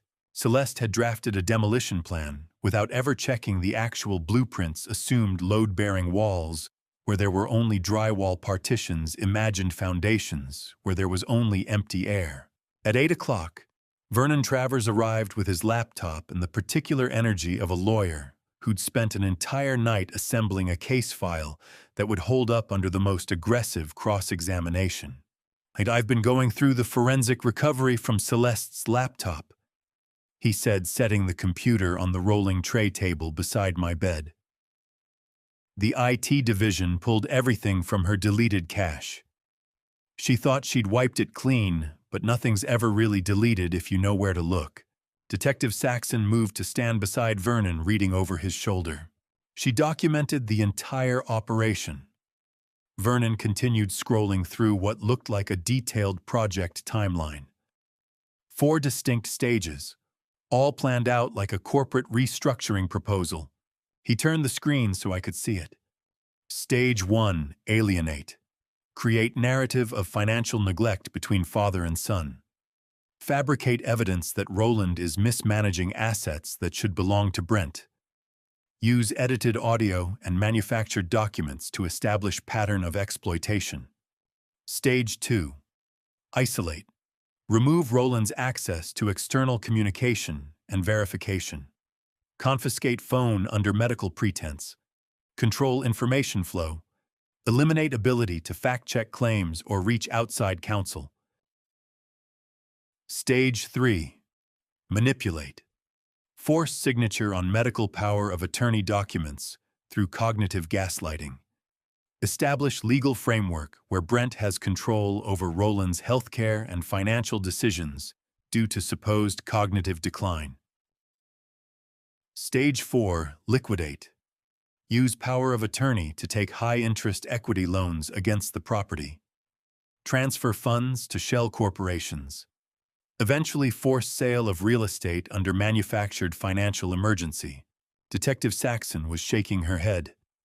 It's comprehensive. Professional. If it had worked, no, it couldn't have worked. Vernon said, his voice carrying the quiet satisfaction of a man who'd spent 40 years in estate law and knew exactly where this plan had fault lines. Every stage failed because she never verified actual ownership or legal status. He pulled up a second document. The house. She assumed it was jointly owned or that Brent had some legal claim to the property. But the deed shows sole ownership in Roland's name. Has been since he purchased it in 2002. Brent has zero legal interest in the real estate. Another document. At the liquid assets. She tried to move funds in early January. But Roland had already reported the transaction as fraudulent, and the bank had frozen all external transfers pending investigation. She was working with accounts that were already locked down. Vernon's voice was quiet when he said it. The trust would have been irrevocable in 7 days, 10 days, the margin between their success and my survival. The irrevocable trust, Vernon continued, would have legally insulated every asset Roland owns under independent trustee management. Even with a forged power of attorney, even with fraudulent healthcare documentation, they wouldn't have been able to touch it. The moment the trust was filed and ratified, the entire scheme became impossible. So she knew about the trust, Detective Saxon said. Had to, Vernon replied. The timeline proves it. They accelerated everything in the last 2 weeks of January. Tried to force the expulsion, tried to get Roland declared incompetent, tried to seize control before the 27th. That's not coincidence. That's someone racing against a deadline they knew was coming. I closed my eyes, felt the weight of the past 12 hours settle into my bones like concrete setting in winter cold. The hypothermia, the concussion, the revelation of a conspiracy built by my daughter-in-law and executed by my son with the clinical precision of someone dismantling a building for salvage. except the building they'd tried to demolish was built on foundations they'd never bothered to verify. Assumed I'd left everything to Brent in some informal understanding. Assumed my assets were accessible with the right forgery and the right legal manipulation. Assumed I was isolated enough, desperate enough, confused enough to sign away control without verification. Every assumption wrong. The exhaustion hit like a wave. Not just physical tiredness from a night spent in the ER with a fractured skull and a core temperature that had nearly killed me. The deeper exhaustion of watching a family disintegrate under the pressure of greed and desperation and calculations that valued my life at $750,000 minus whatever cut Celeste had negotiated with my son. I need to sleep, I said, my voice barely above a whisper. Stanley stepped away from the window, his hand settling on my shoulder, with the weight of 40 years of friendship. Stanley, I said, opening my eyes one more time to look at him. Thank you for standing watch. He nodded once. Didn't say anything. Didn't need to. I woke the following afternoon to find Vernon seated in the chair Stanley had vacated, laptop balanced on his knees, legal pad covered in annotations. He looked up when my eyes opened, and something in his expression told me the landscape had shifted again. You're going to want to be awake for this, he said, closing the laptop with deliberate care. We need to discuss terms. I pushed myself more upright against the pillows, ribs protesting. What kind of terms? The kind that protect what's yours and ensure your granddaughter's welfare is documented by neutral parties. Vernon pulled his chair closer to the bed. I've prepared 3 documents. First, immediate execution of your irrevocable trust. Everything transfers today, no extensions. Second, formal revocation of Brent's power of attorney, filed with every relevant institution. Third, a court order for Wren to undergo a forensic interview at the County Child Advocacy Center. The last one caught me off guard. She's 8 years old, which is exactly why we need certified professionals asking the questions, not detectives, in an interrogation room. Vernon's tone was firm, but not unkind. The interview will be gentle, age-appropriate, and legally admissible. More importantly, it protects her from being cross-examined at trial. She tells her story once to someone trained in child trauma, and we have it on record. I thought about Wren's whisper in the darkness, her small voice asking if I was okay. Whatever she'd seen or heard in that house, she deserved better than being interrogated like a suspect. Do it, I said. All 3 documents. Vernon nodded, already pulling papers from his briefcase. I'll have a notary here within the hour. He was as good as his word. By 5 o'clock, my signature had sealed away 42 years of accumulated assets into a structure my son couldn't touch, couldn't manipulate, couldn't liquidate to pay his legal fees or satisfy his creditors. The power of attorney that had haunted my nights was formally revoked, copies dispatched to every bank, brokerage, and title company that might have honored it. The relief should have been enormous. Instead, I felt only a vast, cold certainty settling into my bones, the same sensation I'd had 38 years ago when I'd realized my marriage was ending, that some betrayals were too fundamental to repair. 2 days later, Doris Whitfield arrived with a container of homemade chicken soup and a stubbornness that matched my own. Hospital food will kill you faster than hypothermia, she announced, setting the container on the rolling tray with the authority of someone who'd raised 4 children and buried 1 husband. I added extra ginger. Good for inflammation. I thanked her, surprised by the gesture. We'd exchanged perhaps 50 words total during her previous visits, medical questions, basic updates, the practical communication of crisis. My Henry had a stroke 8 years back, she said, settling into the visitor's chair without invitation. Couldn't speak for 3 months, couldn't walk for 6. I fed him soup just like this every day until he could hold the spoon himself. She met my eyes. He died 2 years ago. Lung cancer. But those 6 years we got after the stroke worth every sleepless night, every canceled plan, every time someone suggested I should put him in a facility. I understood what she was offering, not pity, but recognition. The acknowledgement that some of us choose the harder path because the alternative is unthinkable. "Thank you," I said, and this time I meant it for more than the soup. She nodded satisfied and left me to eat in peace. The soup was excellent. 4 days before the preliminary hearing, Detective Saxon drove Wren to the Child Advocacy Center on Parkway Boulevard. Vernon had briefed me on what to expect: a space designed to feel safe rather than institutional soft furniture and natural light, instead of harsh fluorescents and metal chairs. Dr. Jennifer Calloway, the certified forensic interviewer, would ask open-ended questions, while Wren drew or played building trust before approaching difficult topics. I wasn't allowed to be present. Neither was Brent. The interview was Wren's alone. It lasted 47 minutes. Vernon called me at 6:15 that evening. I could hear something compressed in his voice, a lawyer's careful control over words that wanted to explode. "The transcript will be formally filed tomorrow," he said. "But I'm reading it now, and you need to know what she said." I gripped the phone tighter, ribs aching. "Tell me." Dr. Calloway asked if Wren remembered anything unusual from the day you went to the hospital.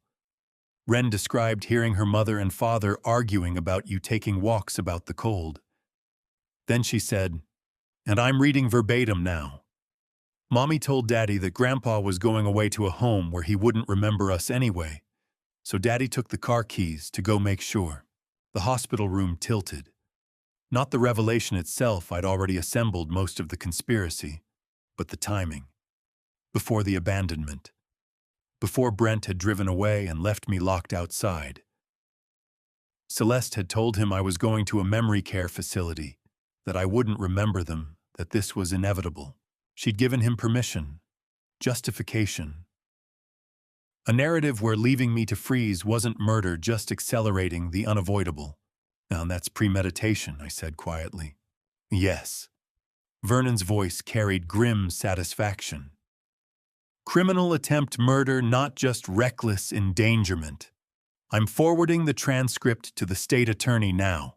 Detective Saxon is already preparing amended charges." We hung up 3 minutes later. I set the phone on the bedside table and stared at the ceiling tiles, counting the perforations in the acoustic panels, because it was something to do with my hands and my mind, while the full weight of it settled. My son had tried to kill me.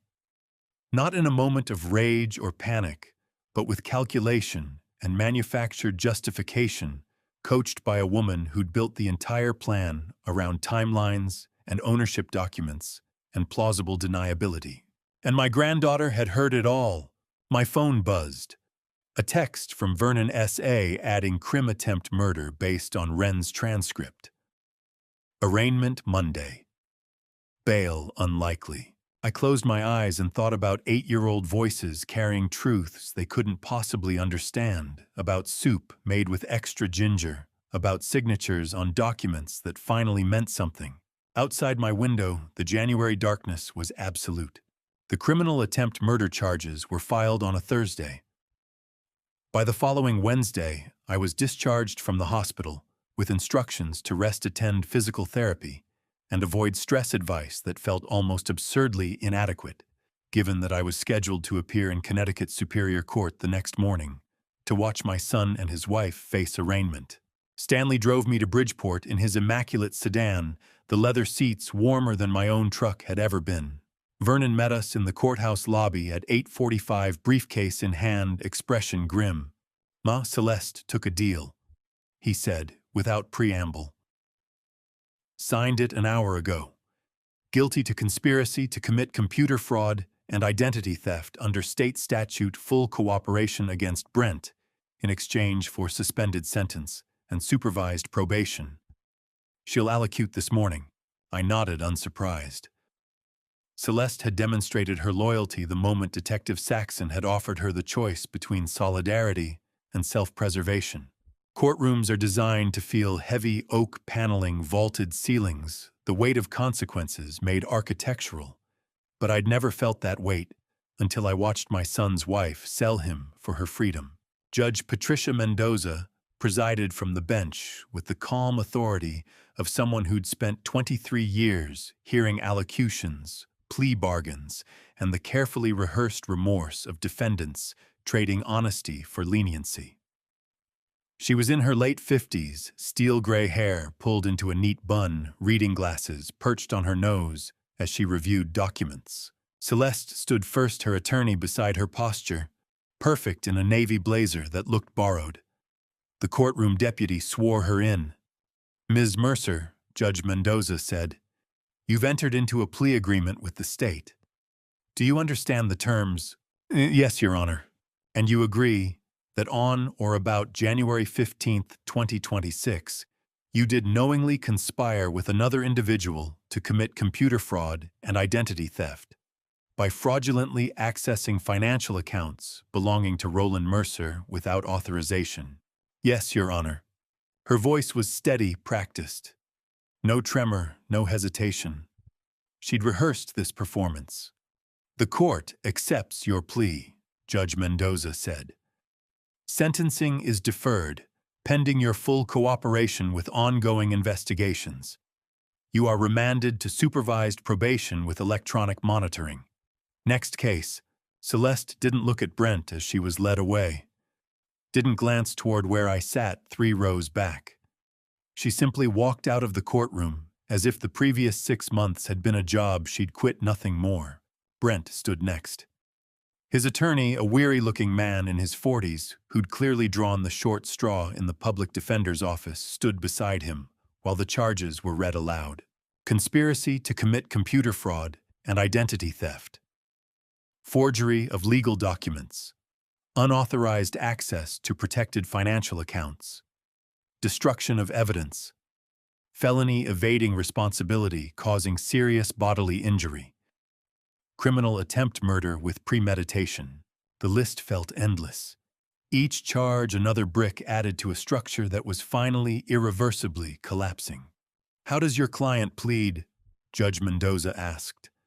"Not guilty, Your Honor," the attorney said, though his tone suggested he knew exactly how hollow that plea sounded. "Bail hearing is scheduled for 2 o'clock this afternoon. The defendant is remanded to custody until then." The judge called a 15-minute recess. I remained seated while the courtroom emptied, watching as 2 deputies prepared to escort Brent back to holding. He turned before they led him away, scanning the gallery until his eyes found mine. For a moment, we just looked at each other across 20 feet of polished wood and institutional carpet. Then he spoke, voice barely carrying over the ambient noise. "Will you ever forgive me, Dad?" The question hung in the air between us. 46 years of history compressed into 6 words. I saw the 3-year-old who'd ridden on my shoulders through construction sites, the 12-year-old who'd helped me frame the garage, the 25-year-old whose first bankruptcy I'd paid off with my retirement savings. I saw every moment I'd chosen rescue over accountability, every time I'd reinforced the lesson that consequences were negotiable if you had a father willing to pay. I'd spent 35 years in construction, reinforcing weak structures, steel beams under sagging floors, concrete piers beneath unstable foundations, shoring up buildings that should have been condemned. Every time I'd bailed out my son, I'd been doing the same thing, postponing collapse, adding weight to a frame that was never built to hold it. Eventually, physics wins. The structure comes down. "I won't answer that question today," I said quietly. "Not today." Something flickered across his face, disappointment maybe, or the beginning of understanding. The deputies led him away. Stanley placed a hand on my shoulder. We sat in silence until the recess ended. The bail hearing was mercifully brief. The prosecution argued that Brent was a flight risk with demonstrated willingness to harm family members. The defense countered with his lack of criminal record, his ties to the community, his 8-year-old daughter. Judge Mendoza set bail at $250,000 cash or bond. I was standing to leave when Brent's attorney approached in the marble corridor outside, footsteps echoing off the vaulted ceiling. Thomas Brenner, according to the business card he'd handed Vernon earlier, a public defender with the worn briefcase and tired eyes of someone who'd lost more cases than he'd won. "Mr. Mercer," he said, "your son can be released on electronic monitoring if you agree to post your primary residence as surety bond. Given the circumstances, the court would likely approve." "No," I said. Brenner stopped mid-sentence. "I'm sorry.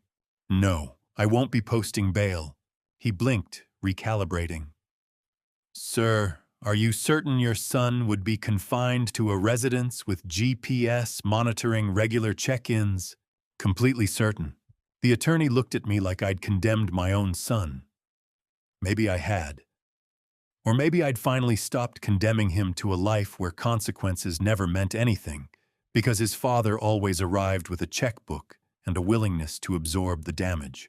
Stanley stood beside me, silent, his hand still resting on my shoulder. No arguments, no counsel, just steady presence while I made the hardest decision of my life. "I see," Brenner said finally. "I'll inform my client." He walked away, shoes clicking against marble, leaving Stanley and me alone in the corridor. "Let's go home," Stanley said quietly. We walked toward the exit together. Behind us, somewhere in the depths of the courthouse, my son was learning what it felt like when the safety net finally irrevocably disappeared. 5 days later, I was reviewing trust documents in my temporary furnished apartment when my cell phone rang. The number was unfamiliar, the area code local. I answered. "You have a collect call from an inmate at a correctional facility," an automated voice announced. "Will you accept the charges?" My finger hovered over the screen. On the other end of the line, Brent was waiting. I pressed the button to accept the call because I needed to know if my son's voice would sound different when there was nothing left for him to take. The word came through scratchy with interference, that particular quality of institutional phone systems. "I'm here," I said. A long pause followed, filled with distant voices and metal doors. When Brent spoke again, his voice lacked the careful modulation it had carried for years, the strategic pauses that always preceded a request. "I know you're never going to forgive me," he said. The statement hung between us. No preamble, no justification, just acknowledgement, raw and undefended. "I haven't decided yet," I replied. Silence stretched out. I could hear him breathing on the other end of the line. The automated voice had warned us we had 15 minutes. Already 2 had passed with more silence than words. Celeste signed a statement saying I forced her into everything, Brent said finally. That I threatened her, manipulated her, that she was afraid of me. "I know," I said. "Detective Saxon showed me." "Why, it's not true." He stopped himself. "It doesn't matter anymore, does it? What's true and what isn't. The lawyers will sort it out, and I'll still be here either way." I could have pointed out the irony of someone who'd built a conspiracy on manufactured evidence now complaining about false testimony. Instead, I said nothing. "The life insurance policy," Brent said, voice dropping. "The one they found in the garage. I didn't know about it, Dad. I swear I didn't know she'd forged." "There are many things you chose not to see," I said quietly. The words landed harder than an accusation. I heard him exhale a sound like air leaving a punctured tire. "Yeah," he said. "You're right." The prison phone line crackled with static between his admission and my silence. That white noise carried more honesty than 15 years of conversations in my living room ever had. No performance. No agenda, just the raw truth of a man sitting in a cell, realizing he'd dismantled his own life, brick by brick. "Ren," Brent said suddenly, urgently. "Is she safe?" The question caught me off guard. In 10 years of phone calls and visits, of late-night emergencies and frantic requests for money, I couldn't remember my son asking about anyone's welfare but his own. Ren is with her grandparents, I said, measuring each word. She's safe. I heard him let out a breath, ragged and relieved. Celeste's parents. Yes. They have temporary custody while the court proceedings continue. Good. His voice cracked slightly. That's good. She shouldn't have seen any of this. No, I agreed. She shouldn't have. The automated voice interrupted. You have 5 minutes remaining. Brent cleared his throat. I'm going to take whatever deal they offer. My attorney says if I cooperate, show remorse, accept responsibility. Is it real? I asked. The remorse. A long pause. When he answered, his voice was smaller, younger. I don't know, Dad. I don't know what's real anymore. But sitting here knowing what I did, what I almost... He stopped. Yeah, it's real. Then that's something, I said. The automated voice gave us a 2-minute warning. Neither of us spoke. The static crackled on, carrying everything we couldn't say. 46 years of mistakes and rescues, of boundaries failed and trust broken. Will you accept another call? Brent asked. If I try again. I looked out the window at the February sky, heavy with clouds. Yes, I said. I'll accept. The line went dead 30 seconds later. 3 weeks after that phone call, I sat across from Vernon in his law office while he closed the physical folders that had occupied his desk since January. Afternoon light slanted through Venetian blinds, casting bars of shadow across the documentation. The irrevocable trust is fully ratified, Vernon said. Recorded with the county copies filed with every relevant institution. Every asset is insulated under independent management. I nodded. The fraudulent transfer was intercepted before completion. He continued. 0 actual capital loss. The Northfield account is frozen by court order. The forged life insurance policy is void. He looked up. And Stanley returned your grandfather's watch last week, correct? Yes, I said. The gold watch rested in its velvet box in my dresser drawer, ticking away time as if the last 6 months had never happened. Vernon leaned back in his chair. Legally, you won, my friend. Complete victory. Assets protected attackers facing consequences, 0 financial damage. I looked down at my hands, scarred from 40 years of construction work. I'd spent my career building structures designed to last centuries, concrete and steel that could withstand earthquakes, floods, time itself. Foundations engineered to support buildings that would outlive everyone who walked through their doors. But I couldn't build a foundation strong enough to hold my own son upright. I wouldn't call this a win, Vernon, I said quietly. He was silent for a moment, then nodded. No, I suppose not. His phone buzzed on the desk between us. He glanced at the screen, then read more carefully. That's the state attorney's office, he said, looking up. Your son accepted a plea deal this morning. Mandatory inpatient gambling rehabilitation at a state-certified facility. In exchange, the state reduced the abandonment charge from criminal attempt murder to reckless endangerment. I absorbed the information, slowly feeling its weight settle. Treatment instead of maximum prison time. Rehabilitation instead of pure punishment. The system offering mercy where I'd been forced to offer boundaries. How long? I asked. 18 months minimum, Vernon said. Followed by 5 years supervised probation. I nodded. Outside Vernon's window, the February afternoon was fading into dusk. Somewhere across town, my son was learning what it meant to face consequences, tempered barely with the possibility of change. I stood to leave. Vernon walked me to the door. You did the right thing, he said. All of it.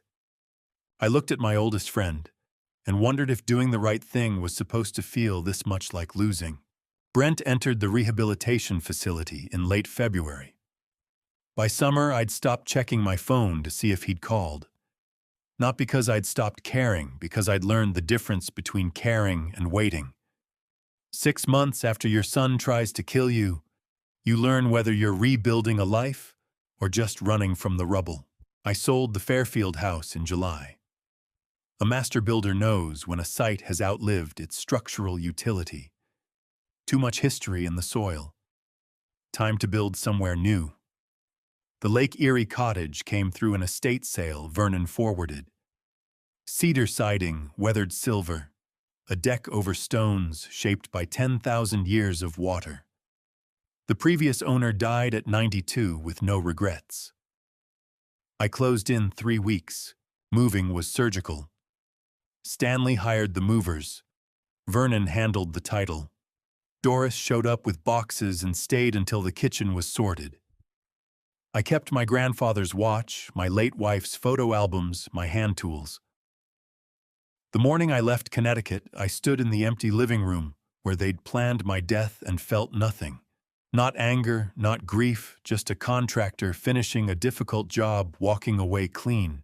The cottage smelled like cedar when I unlocked the door. I watched the lake reshape the stones, patient work, grain by grain. That's how healing works when your foundation cracked. You let the water do its work. Vernon called in mid-July about the scholarship endowment.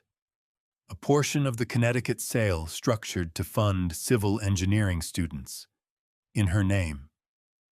She would have liked that, I said, teaching the next generation to build things that last. Better than leaving it all to someone who'd have gambled it away. Vernon said, then caught himself. I'm sorry. True, I said. It was true. In August, a quiet housewarming. Doris came with a casserole. Stanley brought red wine. Vernon sent a card with Marcus Aurelius. Frank Delacroix and Michael Brennan came, former site superintendents I'd worked beside for decades. We sat on the deck as the evening cooled. Stanley raised his glass. To new foundations, he said. We drank to that. Doris looked out across the lake. This place suits you better. You can see the horizon here. She was right. In Connecticut, the view was hemmed in by trees. Here, the water stretched to the edge of the world. Frank and Michael fell into a debate about load-bearing calculations. I watched them, people brought together by crisis, held together by something more permanent. Neither had known the other before the night I almost died. Trauma builds the strangest families. The sun touched the horizon, turning the lake copper and gold. My phone vibrated. The screen showed an inmate facility prefix. Brent was calling.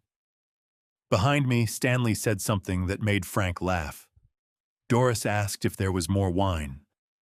The August evening carried their voices warm and present. My thumb hovered over the answer button. I slid my finger across the screen and pressed the phone to my ear. 6 weeks ago, I'd answered to know what his voice sounded like when nothing was left to take. Tonight, I answered because I wanted to. Dad. His voice came through cleaner than the correctional facility line. I'm here, I said. I wasn't sure you'd pick up. I looked back. Stanley refilling glasses. Doris laughing at something Frank said. My friends. My life. Finally mine.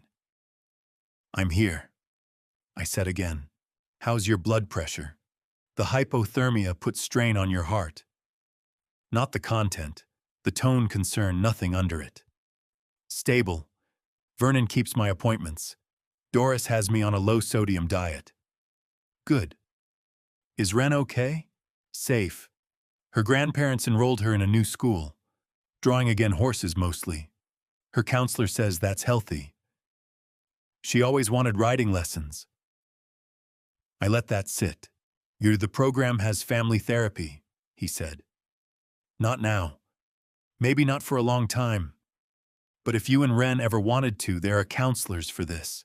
Not asking, just telling you. I heard you. I need to go. I'm glad you're not alone, Dad. He didn't ask for forgiveness, just asked if the people he'd hurt were okay, if Ren was drawing. Maybe that's what rehabilitation looks like when it works. Not transformation, just small shifts toward thinking about someone besides yourself. Can I try again next week? I watched the water turn copper, then gold. Yes, I said. Next week. I walked back to the deck. Doris looked up. Everything all right? Everything's fine. Stanley raised his glass. Then we drink to that. We stayed until the stars came out. Old jobs.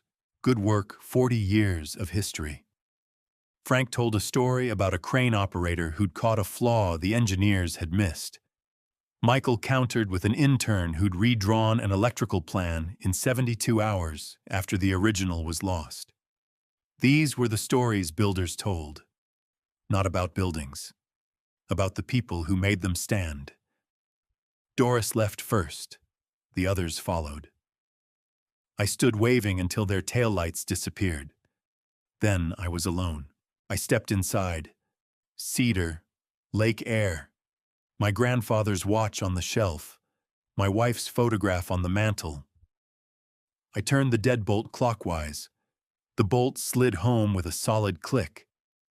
6 months ago, a lock turned from the other side of my own door.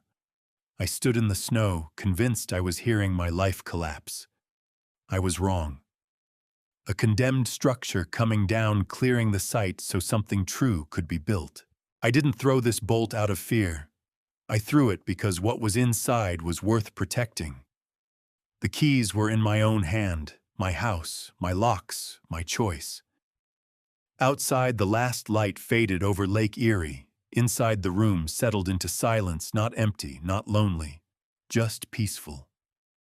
The master builder was standing watch over a foundation that would hold. And to you listening to my story, remember this. For 46 years, I rescued my son from every consequence. Every bankruptcy, every debt, every failure, I paid for it, thinking love meant protection. Don't make my mistake. I learned too late that when you shield someone from the weight of their choices, you're not saving them. You're teaching them that destruction has no cost. Real family justice isn't about revenge. It's about boundaries that protect everyone, even the person you're saying no to. This isn't one of those dad's revenge stories where anger drives the ending. I didn't refuse bail to punish my son. I did it because love without accountability isn't love, it's complicity. God showed me that the hardest form of protection is letting someone face what they've earned. Sometimes family justice means stepping back so the person you love can finally stand on their own ground, even if that ground is rock bottom. If this story resonated with you, I'd love to hear your thoughts in the comments below. Have you ever had to choose boundaries over rescue? Share this with someone who needs to hear it.